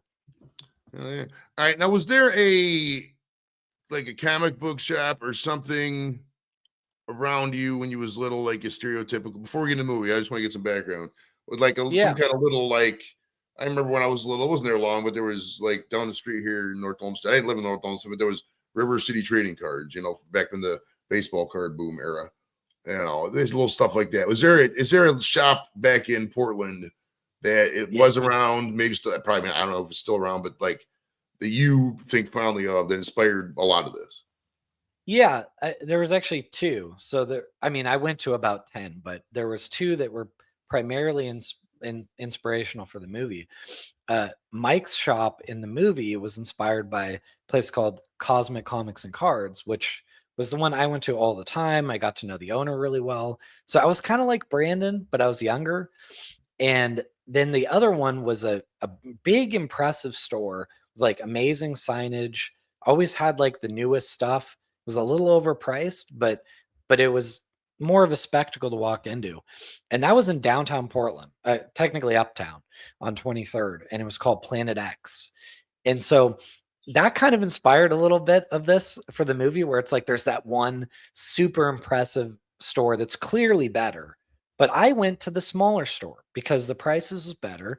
And I thought that my guy who owned the comic shop had more of a love for comics than the more corporate store, which I didn't get that vibe. Like it was very superficial almost. Like I like to be in there, I like to walk in there, but I didn't find the staff to be very helpful. And they even did things like in my movie, I put at the rival store, they're always wearing these polo shirts with the logo on them. Like they're not allowed to wear their own clothes. And that's exactly how Planet X was. It was everyone had a polo on with the little Planet X logo. And it felt like walking into a Target almost, but like for comics, right. Well, there is that bond though. If you know the owner of something or like a bar or a shop, or like me, for example, I make edibles, and I'm passionate about the edibles. The only thing I care about is getting them high, getting people fucking in that. And I know this is a weird thing to say, but you got to know the weed world. Getting people in the emergency room. I go high. I want to get these people to where they're thinking about calling the emergency room because their arm's not missing. And that's a true fucking story. But like, if you get a bond with the owner, a bond of the bar, he's passionate about the beer, passionate about the cook of a deli. He's cooking the food. You know the guy. That's a great human interaction bond in this world, this AI digital world that we're leaning towards is they keep pushing it, and I think it's going the opposite direction. People don't want it. Like, ask anybody, ask 100 people, would you rather talk to a live person on the phone or deal with an AI chat bot? Oh yeah, 5 people out of 100 are going to say the AI chat bot. 95 people can say real person, but nobody wants to pay for this shit. Nobody wants to do this. Nobody wants to do that. So I don't know where the end game is on that part, but I think we're going to have some sort of somebody's going to unplug the machine at some point and realize, what are we doing? You're so right. It's gotten so frustrating. I mean, gosh, I remember when we were younger, you could just pick up the phone and you called the place and you reached somebody right away. And it was like, hey, I'm having a problem with this. What can I do? Now it's like, 1 for this, 2 for that, 3 for by the time I get to 8, which I guess is what I'm looking for, but I'm not even totally sure that that's the right category. Then you push 8, and then there's another menu. And then pretty soon, like, you're realizing that I don't know if there's actually a human being anywhere to be found here. And so then sometimes I just spam 0, like 0 is just give me an operator. And then it will just disconnect me. And sometimes it'll say something like, if you want support, like use our online chat, which is usually like, if you're lucky. Nowadays it's AI, but if you're lucky, then it's some Indian guy who doesn't really understand your concern because he doesn't use the product that you're talking about. Just reading off the script. All he's doing is reading the script. Oh yeah. It's frustrating. It's really frustrating. Well, it's funny. It's like I'm calling the Home Depot. Why are they telling me if I have an emergency to price 911? I don't care. And can we concede that? And can we just blanket concede? Like we can sign an executive order. We're in the era of executive orders. Just sign an executive order so we know that all calls are going to be recorded and monitored for training purposes, and the menu options have changed. That's every single call. We don't need to know this. I didn't call before and write down the menu options. And like, I did last time I called Home Depot, it was 2 to go back to fucking housewares. No, it's 3. That's crazy. I don't know about this. Nobody's on that level of nitpicking. Let's just concede that part and then move on. And I'm gonna let you a little secret, dude. It's gonna get worse with the stuff, at least with the government. I mean, a guy who looks just like me works for the government, and a guy who looks just like me even more knows. I've been studying a lot of this stuff, what they're gonna do, like conspiracy stuff. And if you like talking to a government service and getting a live person, I would change the things you like in life. Because you're not going to get any more. It's not going to get any better, bro. It's going to get horrible. You're going to I mean, because the ghost president has a lot of money invested in the intelligence. It's kind of artificial. I'll just put it like that. Oh yeah. Yeah. I mean, it's going to get a little bit worse here next year. But let's get in this movie, man. We've been talking. You're a great guest, dude. Awesome guest. I highly recommend it. If anybody's out there who want to talk to this lovely guy, Jonathan Bowen, talk to him. Oh, they had a question earlier about who you're related to.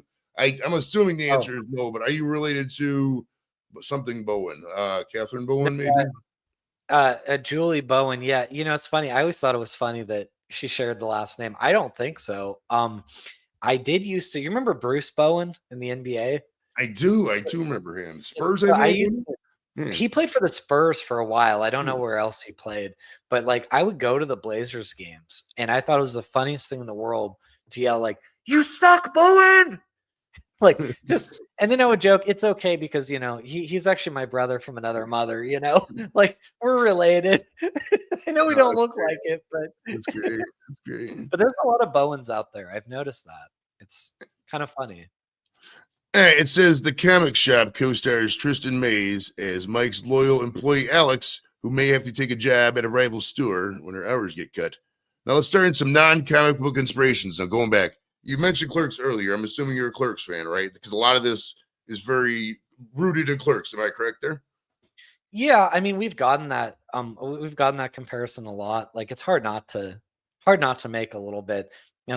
I like Clerks, and I really like him as a director as well. I mean, I think that Kevin Smith has made, I don't know, a lot of really interesting movies and fun movies, up my alley a lot of the time. So, gosh, I guess if I put like a small dream that isn't like a big one, like not a financial one or anything, I wish that Kevin Smith would see this movie one day and just to know what he thought of it. Like I think it's right up his alley. I'm not exactly sure how to reach him. One of the podcasters I talked to said that he kind of knows him, like he's met him a few times. But these people aren't necessarily easy to reach, and I don't blame them. What you got to do on this, I've studied a lot of this. You got to get everybody, not necessarily not gonna let you talk to the main guy, right? But every main guy, there's guys around the main guy.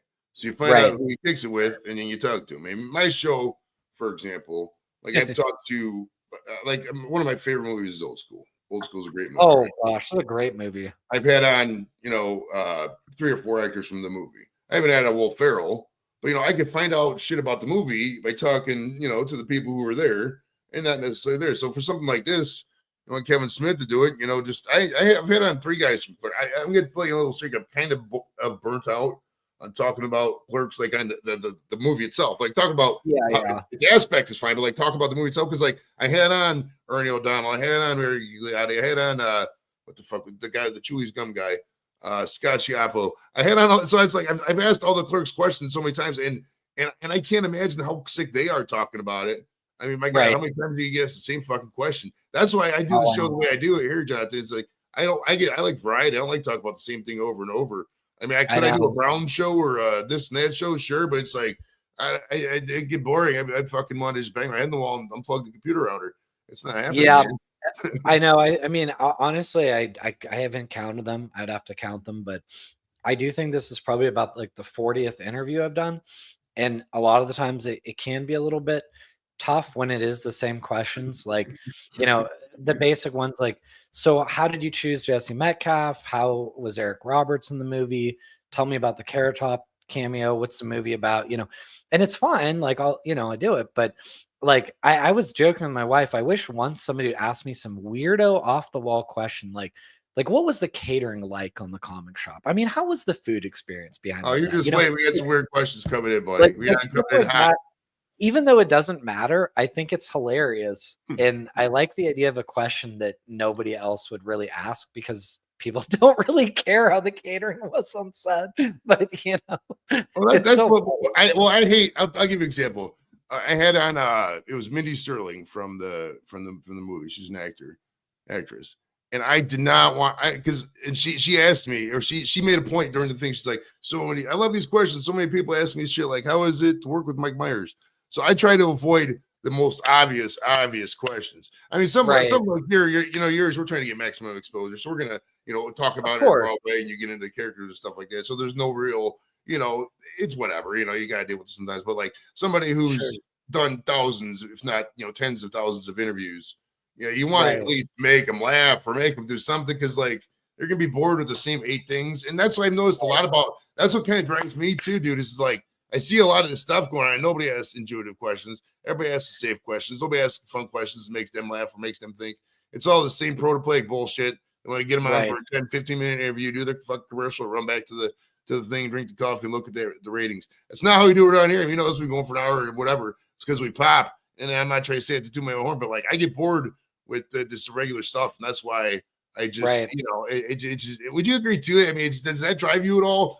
Like in the making of this movie, did you, think of some of these other movies in your head? Like if these jackasses can make these movies that are so horrible, so dog shit, I could just even me at 80% making a movie is gonna be better than 70% of the movies out there, kind of thing. Does that drive you at all in your doings? What do you I think? mean, yeah, I won't lie. I think that a lot just because I see so many movies and there are times where you see something like, I mean, how did this guy get a chance? I mean, and then there's those movies that connect with a lot of people that I don't understand, but like I celebrate the director's success, if that makes sense. Like, Right? so I don't like Napoleon Dynamite. I don't think it's funny I at all. I fucking literally didn't. hated that movie. I hated Yeah, every bit. I don't get one bit of that movie. God bless I don't John either. Hader. He was good in other movies.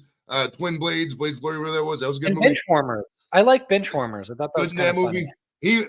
Napoleon Dynamite was dog trash. I don't to this day. I I do not know. get that movie. I don't. Thank you. I I didn't either, and I've seen it a couple times. Everybody kept talking about it and telling me I had to see it. This was way back in college, and then I saw it, and I'm not joking when I say I did not laugh one time. I chuckled once. The one time I chuckled because it was so stupid was the unbreakable Tupperware, and then the bus runs over it. And like it wasn't even that funny. I chuckled because I thought, wow, that's what passes for humor in this movie. So I feel bad about that because I know a lot of people love that movie and it has a cult following and also is so successful. I'm very happy for the director because I don't know if you know, but he's the director behind Minecraft that just hit this Oh, big home run. okay. I did not know that. I did not know that. So like I think it's so cool what he did. I don't like I'm not jealous or bitter, but it just shows that sometimes like you just don't get things that Napoleon Dynamite was a big deal. I just didn't get it. I guess it wasn't my sense of humor, but that's okay. That's good. All right. So are you a big now what are some comic book it's non-comic book or push, you got push. My buddy Joe Rickman's here for the next show. We're gonna talk some WrestleMania here in a little bit. Oh, Uh nice, nice. like like not comic movies necessarily, like movies about comic book movies. Like imagine like the Big Bang Theory, but like movies. Like, did you like High Fidelity? I mean, is that kind of the inspiration? Basically, get into. I hate the cliche question. What inspired you to make this movie? But like, give me some root inspiries for it. You know, it's just some like, oh, I like this, and this, and then go I mean, into. I mean, it's like it's typical. No, I don't want to say typical. I'm trying to use my words the right way, but it sounds like it's a. And I don't want to ruin the plot. I still haven't seen the movie. I got to go out there and watch it. But the whole like it sounds like the employee Alex, right? She's working there, but the hours getting cut, so she might want to go to Planet X, so to speak, and work some more hours. But is there a battle there? Go into that if you could. well, so yeah, the basic inspiration behind it was, this guy Mike I knew ran a comic shop, seemed to like lose his passion for it, if it was there at all, after a while, and we became close. And then he kind of started hanging out across the street at 3 in the afternoon, having beers and like letting other people run the store. And this became more and more common until I just didn't see him as much. So then as an adult, because I thought as a kid running a comic shop sounded like the coolest thing ever. Thought that sounded like a dream job. And then I'm running my own business, which is a corporate, like business to business video production for small companies, big companies, all that. And realizing that running your own business is kind of a pain in the ass. Like everybody wants to act like it's so great, you're your own boss, but it's a lot of nonsense, writing checks, doing bookkeeping, and things that are just boring. And that made me think, gosh, I wonder if Mike felt the same way about running his comic shop. Maybe the inventory management and just dealing with all the leasing and all the insurance and all the stuff was just kind of eating at him. So then I made this plot where Mike really went to art school and he wanted to be an illustrator. He didn't want to be selling comics, he wanted to be making them. And I thought that I could relate to that kind of thing. So I put a lot of myself into Mike, and then I made Brandon like a sort of like a non-cynical version of Mike, like a younger Jonathan in a way, who hadn't been beaten down by the world, who still thought that anything's possible, that kind of thing. So when it came to movie influences, I wasn't thinking as much about that, but until not during the script. It was more once we went to make the movie, then we started talking about things like High Fidelity and stuff like Clerks a bit and the vibe that we want to give it. And I noticed a couple people in the trailer had written comments like, "Oh, this movie should have come out in the 90s. This movie looks like it's like older." And like, well, yeah, that was on purpose. It was supposed to look like something that was a little bit retro, because that's also something that is very much part of the culture right now. Like Stranger Things, there's a lot of 80s stuff going on. So I wanted to give it a little bit of that feel, but of course it is a present day set movie. Um, so I'd say there was a lot of influences. And as a kid, the comics that I liked, I was a Marvel and DC fan, but I was mostly Marvel until I got into Image Comics, like Spawn would be the big one for me. When Todd McFarlane left Spider-Man and made his own company and all that, so that kind of got me into the indie comics a bit. And that's where some of the story was, is like it's very much a struggle of the small guy, the small store against the big one, the big chain, small indie comics against big corporate comics.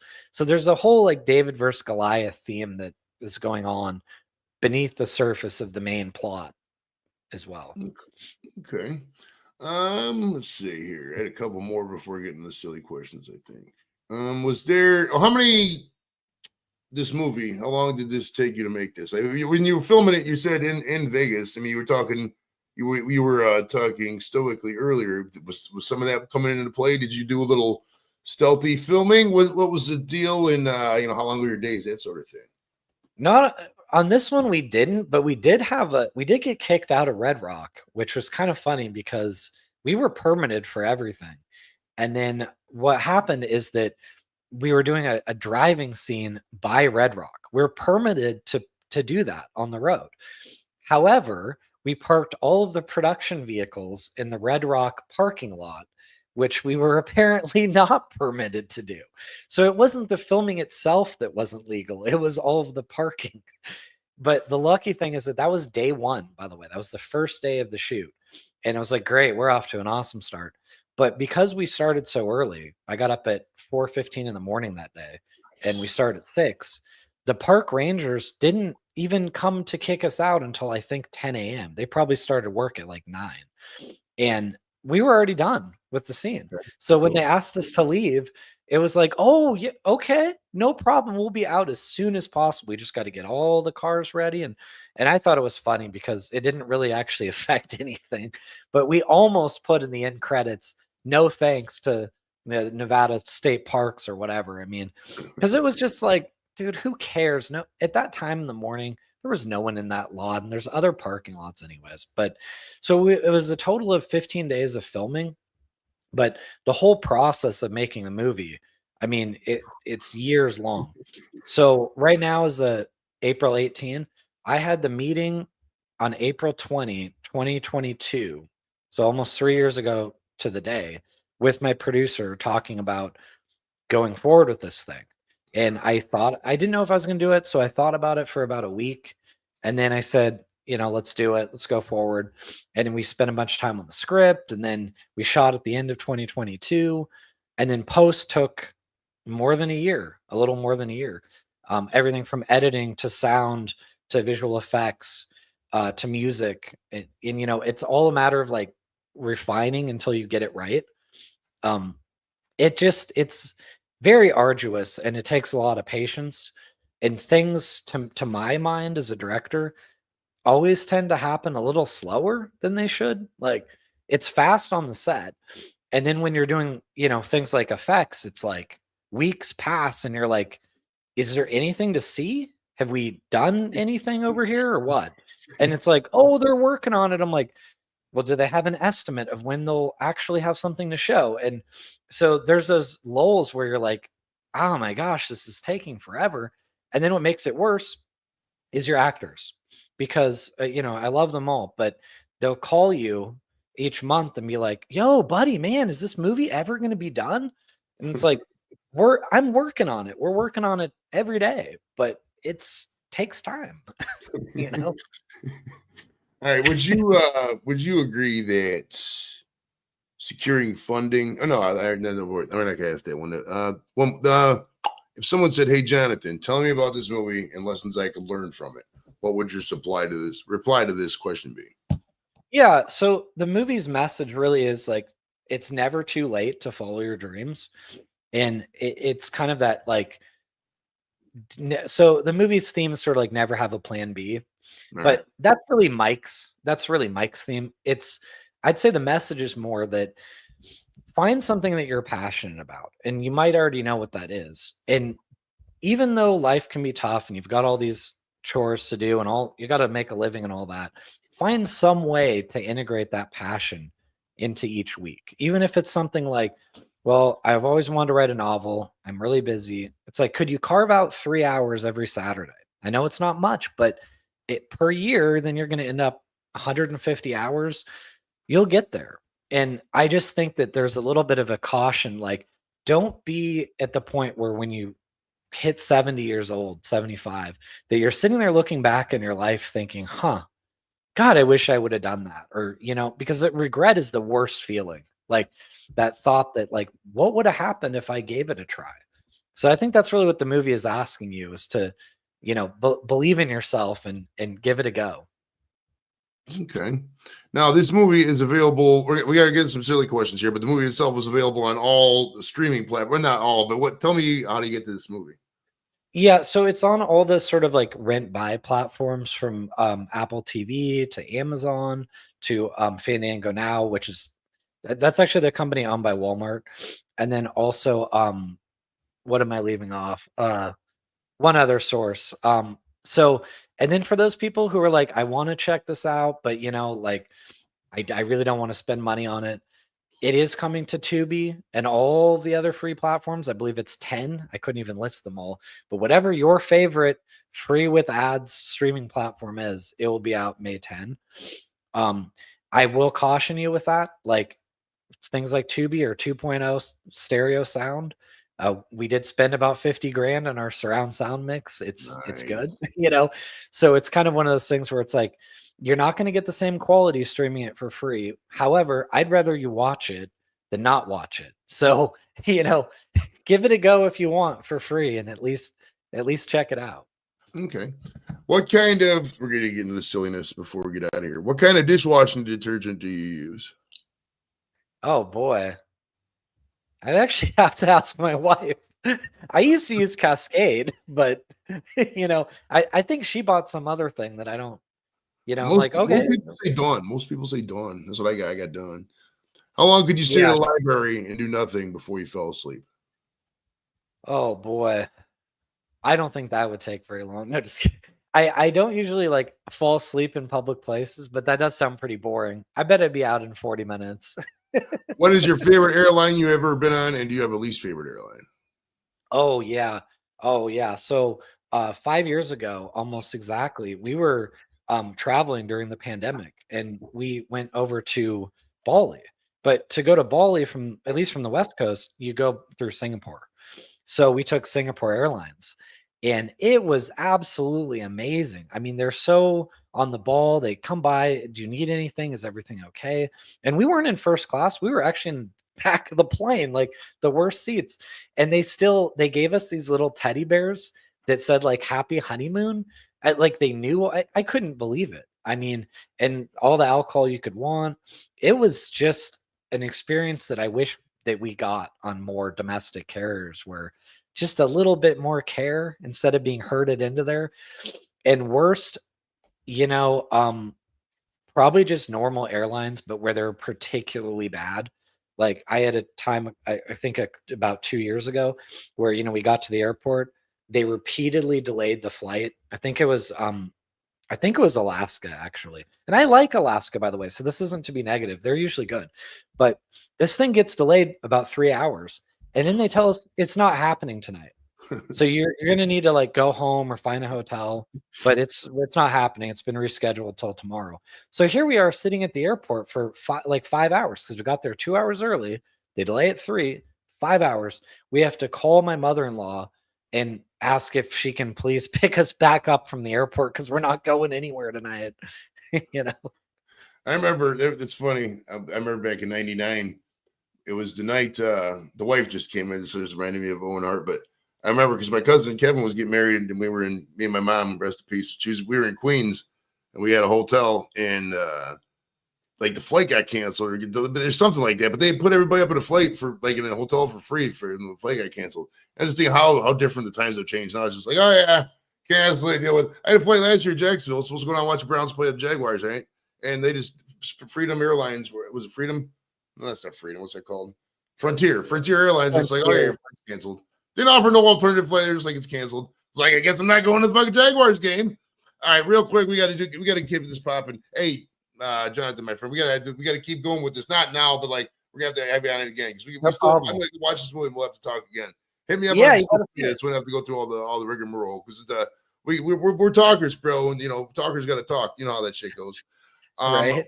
Well, somebody asked. Oh, Brittany asked, do you own a wall clock? Uh, I had this wall clock, this retro gaming wall clock that it looks very like a blocky, like the pixels on Super Mario Brothers. And my wife gave it to me. I don't have it up anymore, but I'm almost positive I still have it somewhere. I don't usually use wall clocks, though, I admit. I like the look of wall clock, but I just got the one up there sarcastically. I don't have any that I actively look at. All right, Beatles or Queen? Who would you pick out of those two bands? I guess the latter. I mean, they're both, I don't know, they're both great in their own way.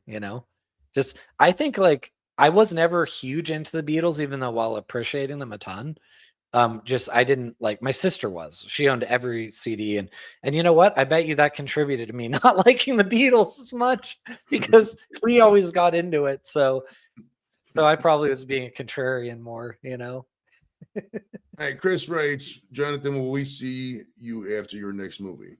Yeah, we'll definitely have John after his. I mean, if he wants to do it, I'm definitely willing to have him on after his next movie, and after we take a look at the comic shop here soon. What's something you haven't done yet? You're sure you're going to do by the time you're 50, and what's your advice for your future self? Oh, oh wow, something that's a really tough one. I mean, I guess I'm not a huge travel fan, but I guess I did kind of want to go to Japan at some point. And, so maybe be something like that, like some other international trip, at least in the next, 5 years. Um, and what was it? Advice for my future self? Yeah, what is your advice for your future self? Huh. I guess my advice would probably be just keep plugging away. And not, I suppose I would tell myself during any sort of down moment that, you know, it's only over when you quit. But if you keep on trying, at least you have a chance. And, don't give up when the times seem dark. Yes, sir. You miss 100% of the shots you don't take. I always look backwards, man. I always type in shit people regret when they die. Shit's ended up in nobody ever says, I wish I worked more overtime at the mill, or I wish I Right. wish I spent 4 hours nitpicking with something online. People are like, it's basic shit. Wish I ate more food, wish I traveled more, said hi to people. That's why I like doing Right. it, man. Go out there, experience your shit, get your horizons going and pop it.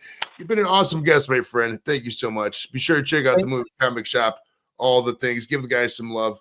And yeah, definitely hit me up, man. We'll do it again. Be sure to join us in about 5-10 minutes when Joe Rickman and Kim, the wife, they're going to be here for a WrestleMania discussion. So thanks for coming on, Cool. brother. Appreciate it. And we'll talk to you guys later. Yeah. Peace. Thank you so much for having me. I appreciate it. All right. We are clear.